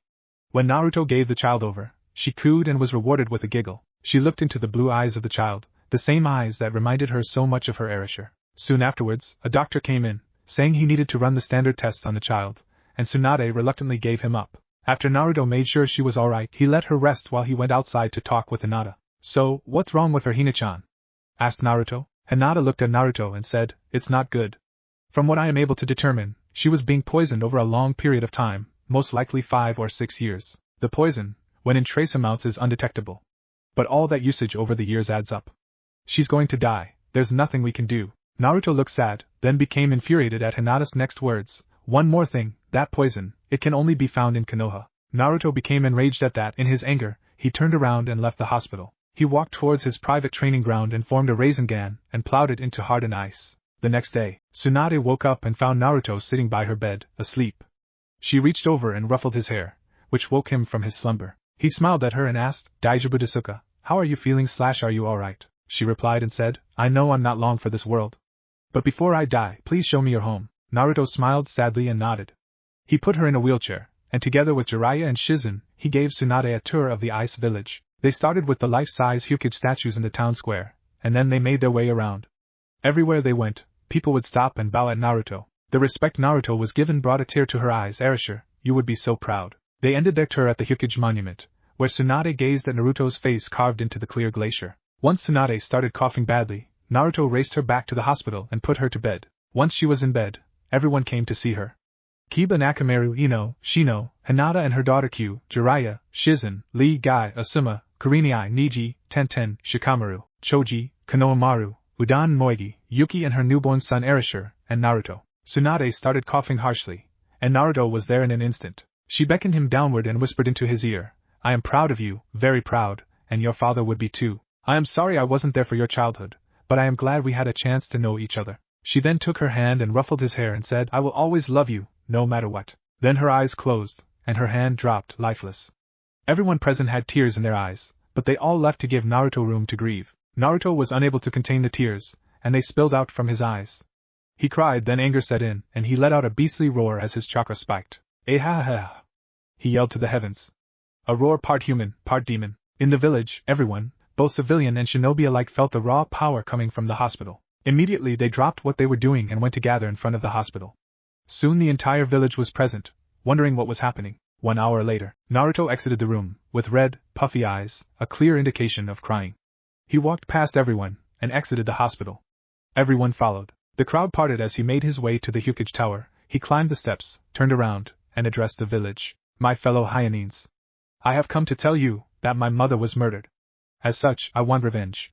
But I would hate to drag you into this. So I ask you, my fellow Hyanines, will you go to war with me?" The crowd erupted in yells and claps, and then they started chanting in one voice, "Yes.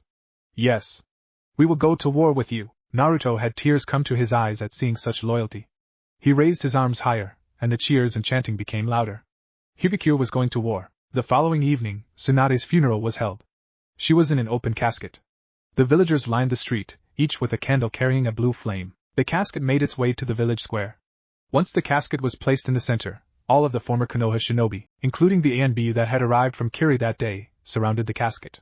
Naruto, Jiraiya, and Shizen stepped forward, and each offered a silent prayer. Then they walked forward and placed a blue rose, the color of ice, in the coffin. Then they walked off, and the rest of the procession walked forward and placed roses on the coffin. When the service was concluded, Tsunade was put to rest in the newly proclaimed Uzumaki family plot, Sunagekure. 2 days later, Gaara had just finished reading a message from Naruto. So, it begins, he thought. He walked out of his office, and headed to the village square, where he made a speech to Suna. It was one of the rare times Gaara did so. He asked his village to go to war with Hyde against Konoha. The cheers that followed could be heard for miles. Kirigakure, the Mizukage, had just finished giving his speech to his people, and he was at his desk to write a letter to Naruto. It said, "We will go to war with you, my brother." Konoha, council meeting. A frantic Chunin was seen running through the streets of Konoha, his face pasty white with fear. He barged into the council room. "What is the meaning of this?" asked an enraged Hayashi. "I'm sorry, Hayashi-san, but I have urgent news. Tsunade is dead, and Suna and Kiri had just declared war on Konoha." Every face in the room lost all blood in their faces, their eyes wide with fear. The Fourth Great Shinobi War has just begun. Chapter 14. 2 weeks after declaration of war, Rokudaime Hokage Uchiha Sasuke sat at his desk, which was currently situated in an abandoned house in the old Uchiha district since the former Hokage Tower was destroyed. He sighed as he looked at the report on his desk. A week after declaring war, Kiri had launched the full force of their considerable navy to secure the surrounding islands. Wave Country was among them. Apparently the citizens of Wave welcomed the Kiri ninja with open arms. To make matters worse, the village council was once again showing how incompetent they were. They kept hounding him for results, saying he should launch an all-out attack on Haya. But he kept reminding them that such an attack was suicide and stupid. Not for the first time he wondered how they won the Third Great Shinobi War. But they were essential to his plans, at least for the time being. Oh yeah, he had an ulterior motive, and that was to kill his brother, Itachi. Hell, the sole reason he took this job was so he could have an opportunity to get at his brother. For being Hokage gave him better opportunities than being a missing nin. He was tired and annoyed. But it was now time to step things up to the second stage of the plan. He pulled out a small piece of paper and wrote a note. He then sent the small note on a messenger bird, hoping he would receive a favorable response. Later that evening, in Otogekure, Orochimaru sat in his office, on his throne-like chair, looking at a small message. "I have what you want, you have what I want, let's make a trade." The note was from Uchiha Sasuke, and he was willing to make a deal. Orochimaru smiled. He may be able to get his Sharingan after all. Sunagekure. Gaara was currently going over the maps of Wind Country, making sure he had the patrols in their proper places, but there was also another worry, Oto. His people still want payback on them, and were willing to wait, but Gaara wasn't so sure Oto would wait. Suna currently didn't have the military power to take on 2 shinobi nations, but luckily, Naruto has a plan, he hopes. Hyukagure. Naruto had just signed the last letter. Right now he had a specific war plan in mind. He was sending letters to all the minor shinobi nations, like Grass, Waterfall, etc. In the letters, he was saying that if they do not aid Konoha or Oto, they would be subjected to some of the spoils of war. He was also rather happy with the news from Kiri. By taking Wave, and the bridge that led to Fire Country, they managed to cut a major trade route. Naruto and the other Kages had a very specific plan, which was of course derived from history. In the previous Great Wars, it was always about military conflict, and gathering allies. This time was different. They were going to starve out the village, and then when it was weak, move in for the slaughter. But that was on paper. If Naruto knew his previous home, which he did, then they would rather attack first against unknown numbers than wait things out. And with Sasuke as Hokage, Naruto fully expected him to get Orochimaru involved. He was drawing up a contingency plan in case that happened. Unknown location. Sasuke stood there waiting, hoping this was worth it. He heard a rustle, and out stepped the snake Sannin. "Orochimaru, glad you came," stated Sasuke. "Of course, Sasuke-kun, why would I miss out on such an opportunity?" replied Orochimaru. Sasuke looked at the snake and said, "I want to make a deal. I know you want my Sharingan, and I am willing to give it to you, if you do me a favor." Orochimaru tried not to look surprised. He nodded and continued to listen. "I want you and your vast resources to help me destroy Kiri, Suna, and Hayu, and allow me to kill my brother." The snake smiled and said, "You have a deal, Sasuke-kun. However, this deal will never be realized unless you do something else." 2 days later, Sasuke stood in front of the council, and after going over the usual business, he stood and spoke. "I would like to bring one more matter to everyone's attention. Once he was sure he had everyone's attention, he gave a signal and 4 ANBU dropped into the room, flashing through seals. A familiar purple barrier was erected, and the council started to yell, but Sasuke's voice shut them up. You have all outlived your usefulness. Thanks for making me Kage, by the way. Oh, and one more thing, Orochimaru sends his regards. Everyone's eyes widened as he charged a Chidori and slams it into Danzo's chest. He pulls out his sword and gets to work. 15 minutes later, with his job done, Sasuke can be seen walking out of the room, followed by Hayashi. So, I guess Orochimaru took the deal, HM? Asked the Hyuga. Of course, it all went according to plan.